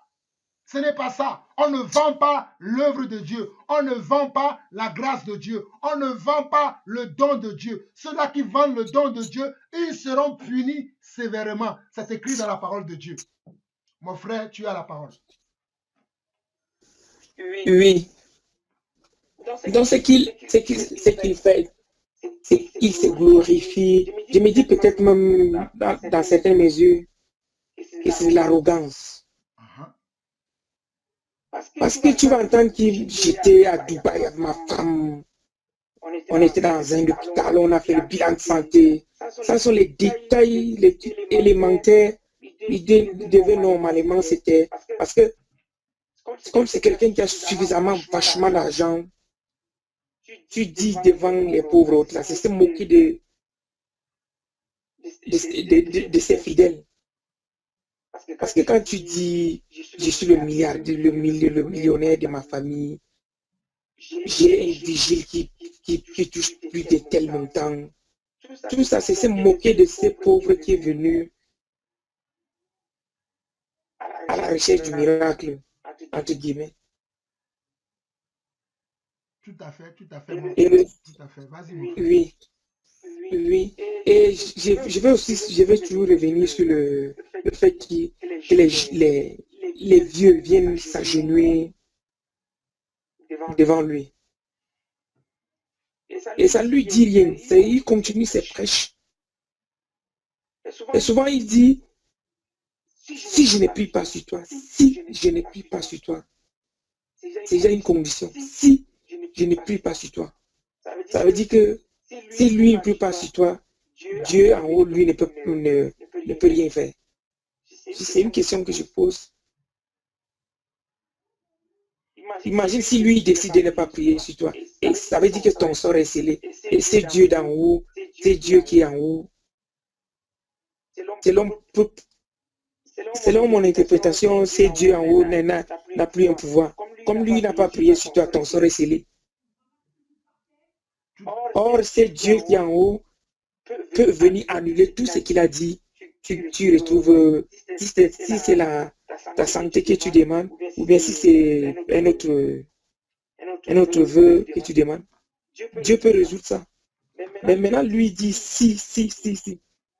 Moi, quand on met si dans une phrase, parce que s'il décide de ne pas prier sur toi, ça veut dire que tout est scellé. Un être humain, comme toi, il dit s'il ne prie pas sur toi.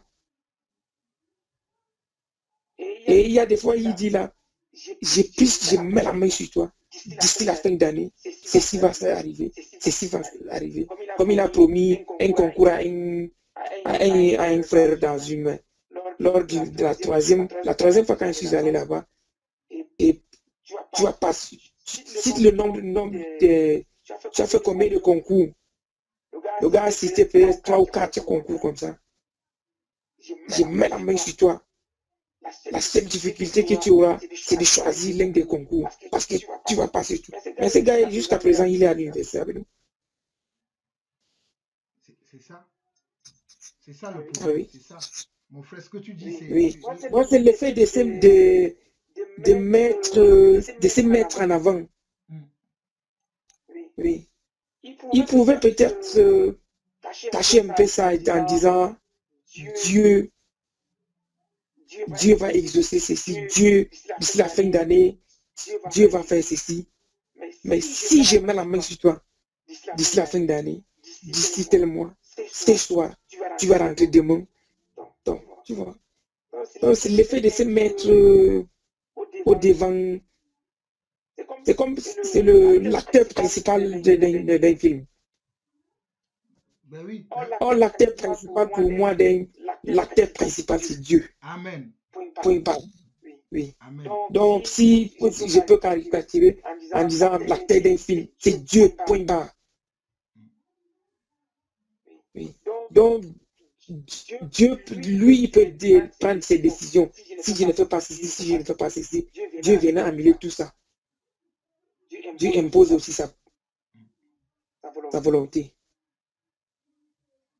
Et j'ai remarqué une chose, quand ma soeur est en train de prier, elle dit toujours dans ses prières,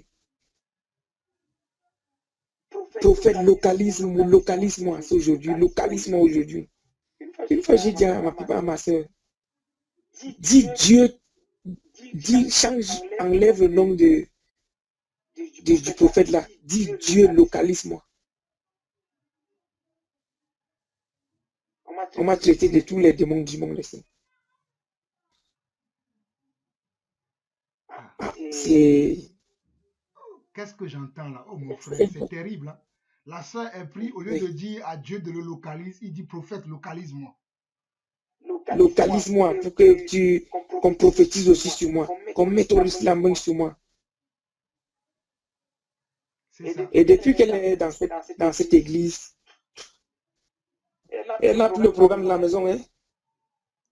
Tantôt elle est choriste là-bas, tantôt elle passe ici. Elle est déjà presque pris là-bas. Mais moi j'ai toujours cette conviction que elle va revenir. Elle viendra dire, quand j'étais là-bas, quand j'étais... Moi je suis persuadé que ça va arriver un jour. Amen. Amen.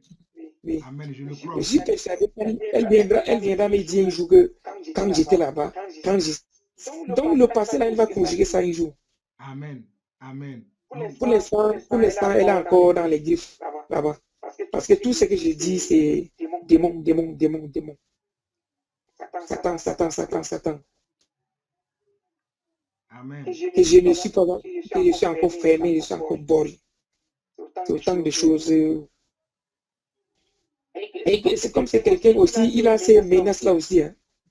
Ces prophètes, ces soi-disant prophètes-là. Il a aussi ces menaces-là. Oui. Mais c'est ça. Il va vous raconter une histoire. Oui, il va vous raconter une histoire. Peut-être telle femme, tel monsieur a fait ceci à sa femme.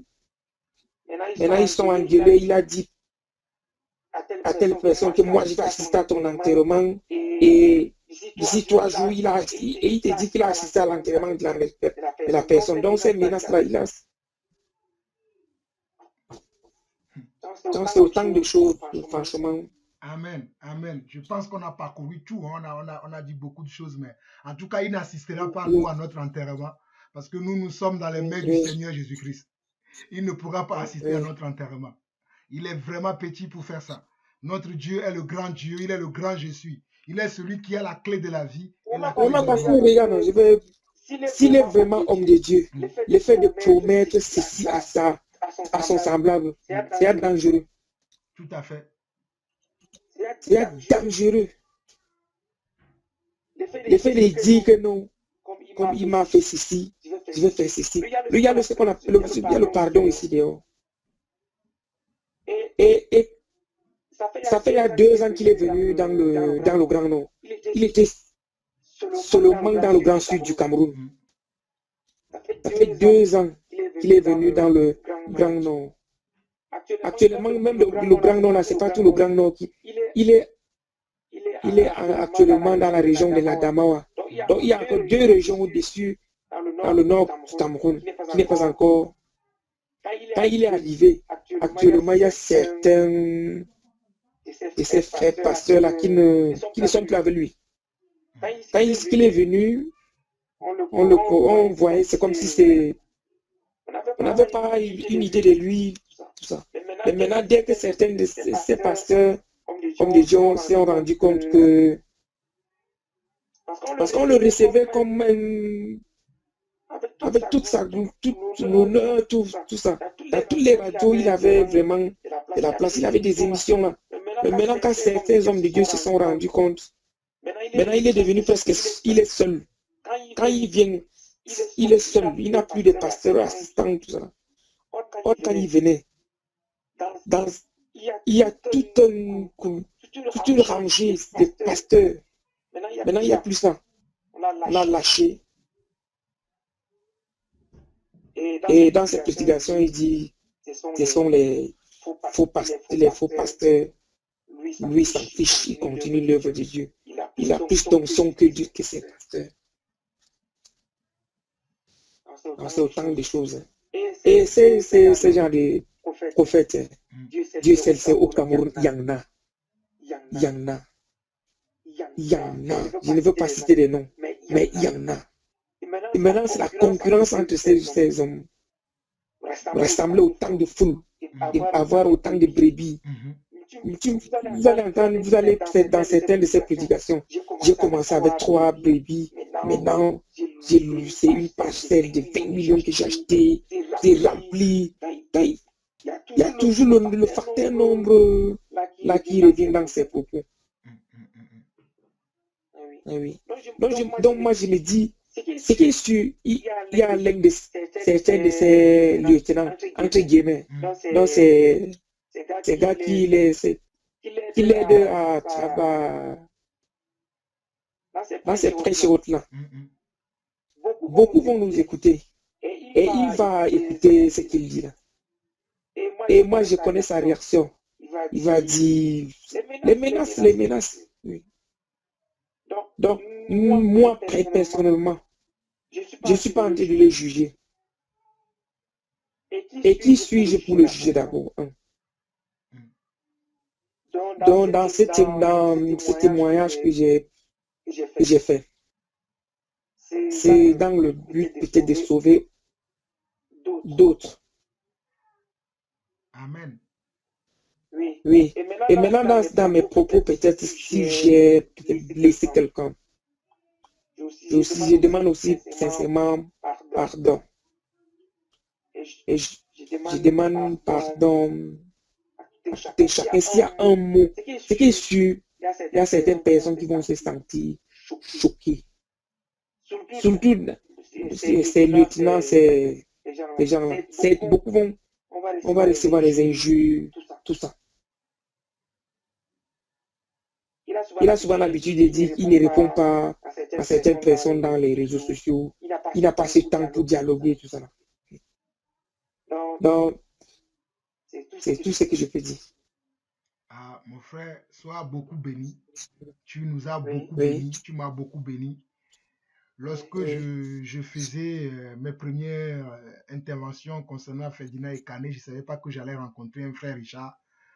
Même si d'autres personnes nous injureront après, je bénis déjà le Seigneur Dieu que mes premières vidéos ont pu t'éclairer, ont pu te confirmer déjà ce que toi-même, le Seigneur avait mis dans ton cœur. Ce n'est pas moi qui t'ai ouvert les yeux. Ce ne sont que des confirmations que tu as reçues. Oui. Je m'attendais, comme la fois passée, on s'est dit, je m'attendais à ce que la dénonciation sur ces prophètes et autres viennent du Cameroun même, donc de la maison comme on dit souvent. Mais que ces dénonciations viennent d'un Togolais qui ne vit même pas ici en Afrique, qui est de l'autre côté de la France, qui est en France là-bas. C'est ça l'étonnement que j'ai eu. Je m'attendais parce que je savais un jour, tous ces prophètes-là, ils ont une caractéristique, la commune. Ils brillent. Comme tu as commencé là. Tu vas voir maintenant une succession de dénonciations. Ça va, je ne serais pas étonné. Il y aura beaucoup de successions de dénonciations. C'est comme ça. Ils ont une caractéristique là. Ils brillent. Ils ont des spectacles là. Ils sont loués, glorifiés. Partout, ils font des voyages. Au Cameroun ici. Comme maintenant, ils partent à l'Afrique de l'Ouest. Ils veulent coloniser maintenant l'Afrique de l'Ouest là-bas.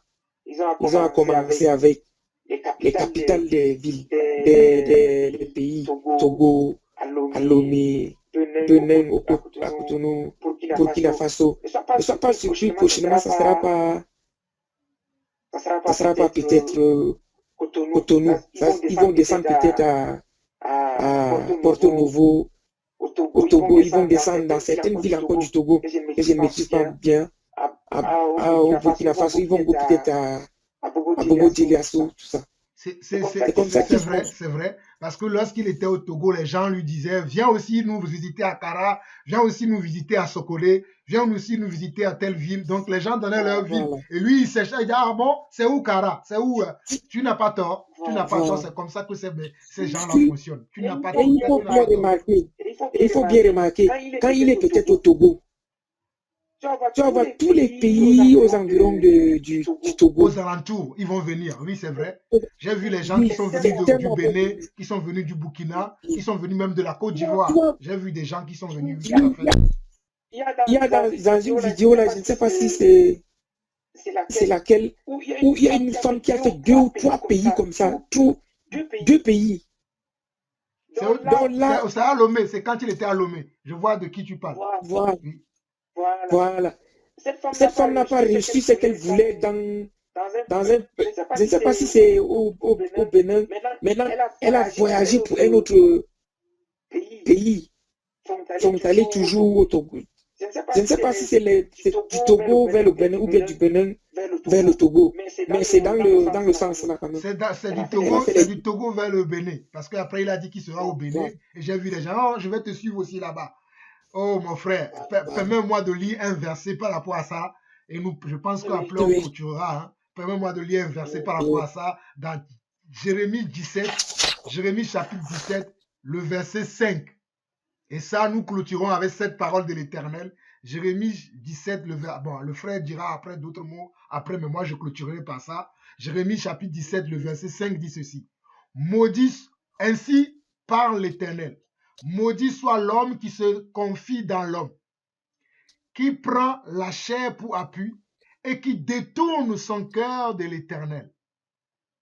Il est comme un misérable dans le désert. Il ne voit point arriver le bonheur. Il habite les yeux brûlés du désert, une terre salée et sans habitants.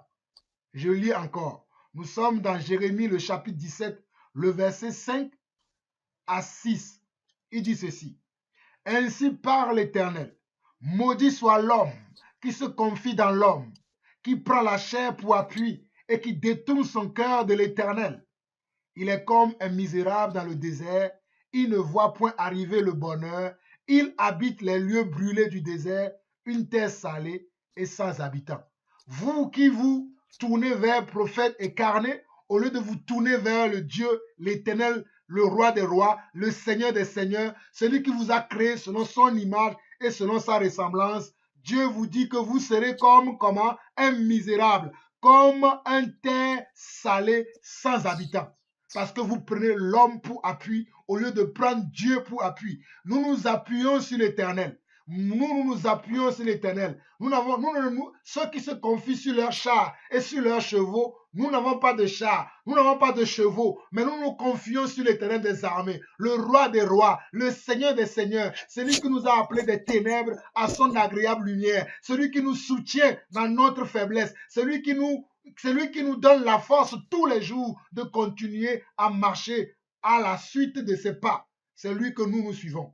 Vous qui voulez vous appuyer sur les hommes, au lieu de vous appuyer sur le créateur des hommes, sur celui qui a la clé de la vie et la clé de la mort, sur celui qui dit et la chose arrive, celui qui ordonne et elles existent, celui qui peut vous donner la vie ou vous la reprendre, vous ne voulez pas lui appartenir, vous voulez appartenir aux hommes, vous voulez que les hommes dominent sur vous. Nous vous en supplions au nom du Seigneur Jésus-Christ. Nous vous en supplions, sortez de là pendant qu'il est encore temps. Pendant qu'il est encore de temps, nous vous en supplions avec larmes. Nous vous en supplions avec l'amour de Dieu. Nous vous en supplions avec le cœur. Sortez de là pendant qu'il est encore temps.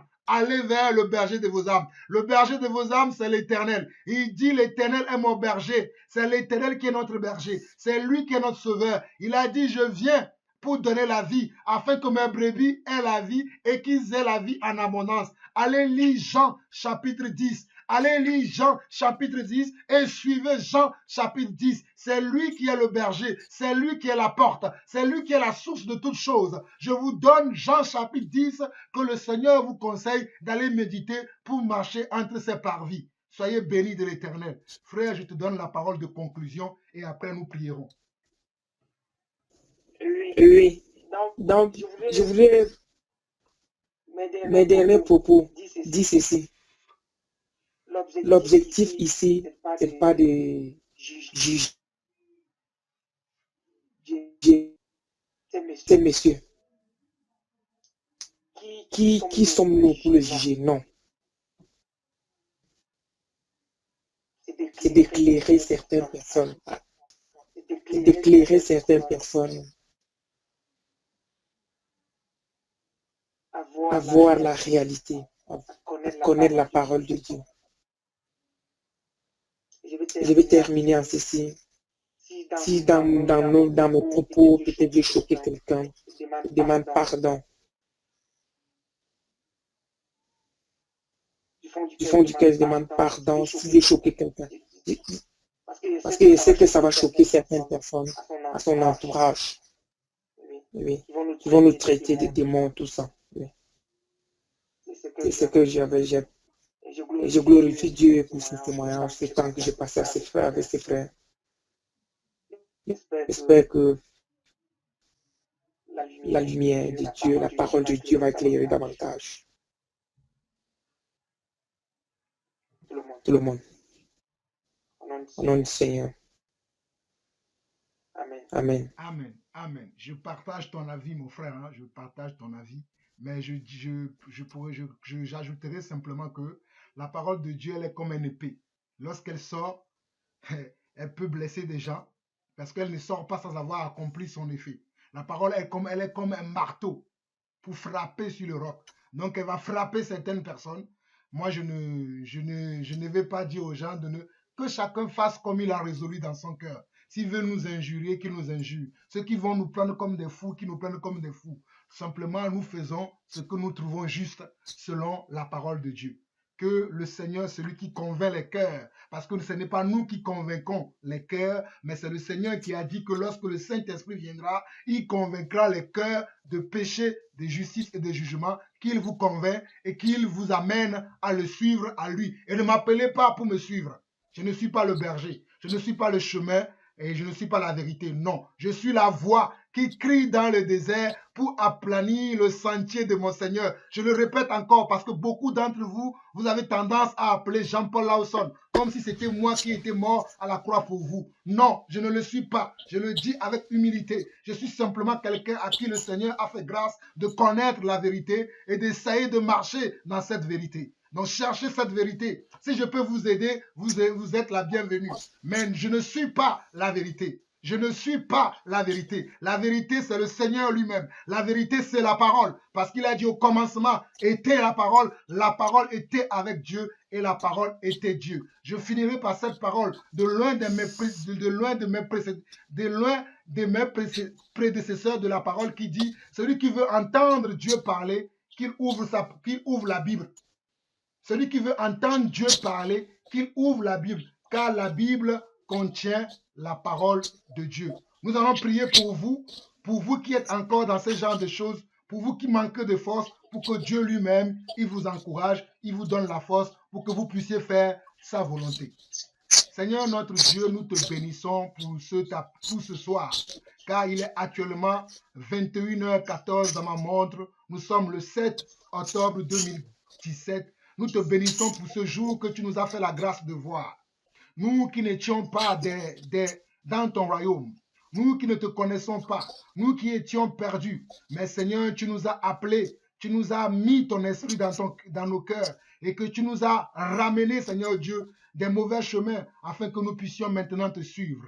Même si nous ne sommes pas encore arrivés, Seigneur Dieu, tous les jours tu nous consoles, tous les jours tu nous apprends à aimer ton royaume, à aimer ta façon de faire les choses et à ne pas aimer la façon du monde de faire les choses, à sortir de toute chose qui n'est pas de ta volonté. Seigneur, nous prions pour nos frères et sœurs, surtout pour la sœur dont j'ai entendu parler dans ce témoignage, qui appelle même ce frère, qui appelle même le frère Richard démon. Je prie maintenant, non seulement pour elle, mais pour toute personne, papa, qui est sous l'emprise d'un démon, d'un faux pasteur, d'un faux prophète, peu importe le lieu où ils se rassemblent. Seigneur, tu dis que tu cherches quelqu'un qui prie pour ton peuple afin que tu ne détruises pas. Seigneur, voici mon frère Richard et moi-même ce soir. Nous prions pour toutes ces personnes et nous appelons, Seigneur Dieu, ces personnes à venir à toi, Seigneur. Nous prions pour que tu aies pitié d'eux. Nous prions pour que ta grâce puisse les toucher. Nous prions pour que, oh papa, ta main puisse aller les chercher, Seigneur Dieu, dans les mains de ces oiseleurs, dans les mains de ces faux bergers, dans les mains de ces faux pasteurs, dans les mains de ces faux prophètes. Seigneur, nous croyons à ta parole. Nous savons que la prière du juste a une grande efficacité. Seigneur, c'est toi qui nous as justifiés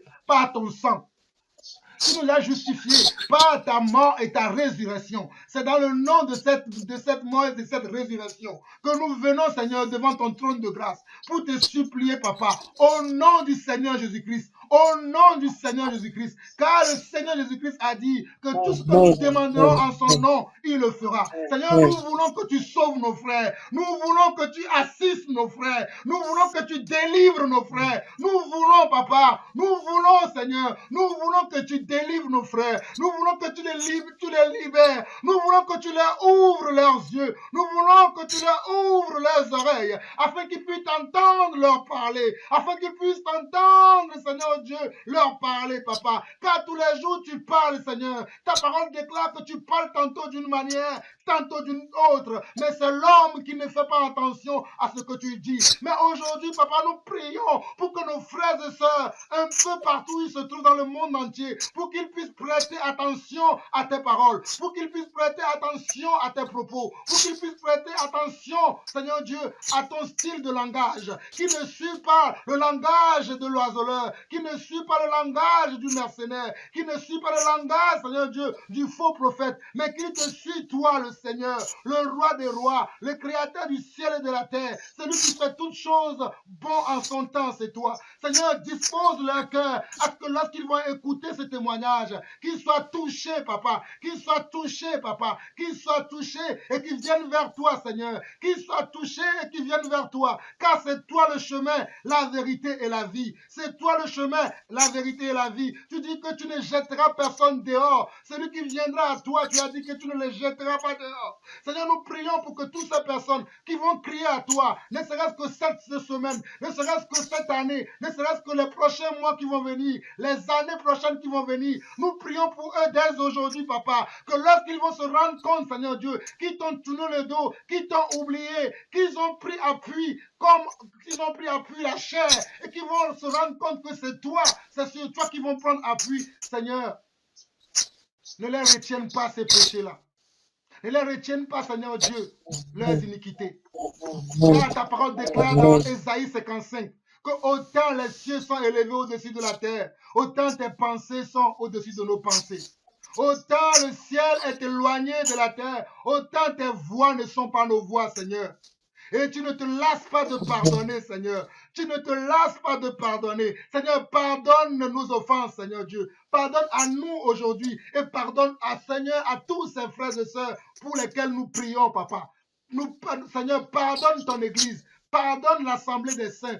Pardonne toute ton Église, Seigneur. Pardonne tous nos frères et sœurs. Pardonne-leur car ils ne savent pas ce qu'ils font. Pardonne-leur car ils ne savent pas ce qu'ils font. Pardonne-leur, Seigneur Dieu, et mets la foi dans leur cœur. La foi et l'amour de la vérité. La foi et l'amour de la vérité. Nous prions pour la foi dans le cœur de quelqu'un. Nous prions pour l'amour de la vérité dans le cœur de quelqu'un. Nous prions pour l'amour de la vérité dans le cœur de quelqu'un. Nous prions pour la foi dans le cœur de quelqu'un. Nous intercédons pour la foi, l'amour de la vérité, l'amour de la parole véritable, l'amour du Saint-Esprit, l'amour de Dieu vivant, l'amour du Seigneur dans le cœur de quelqu'un.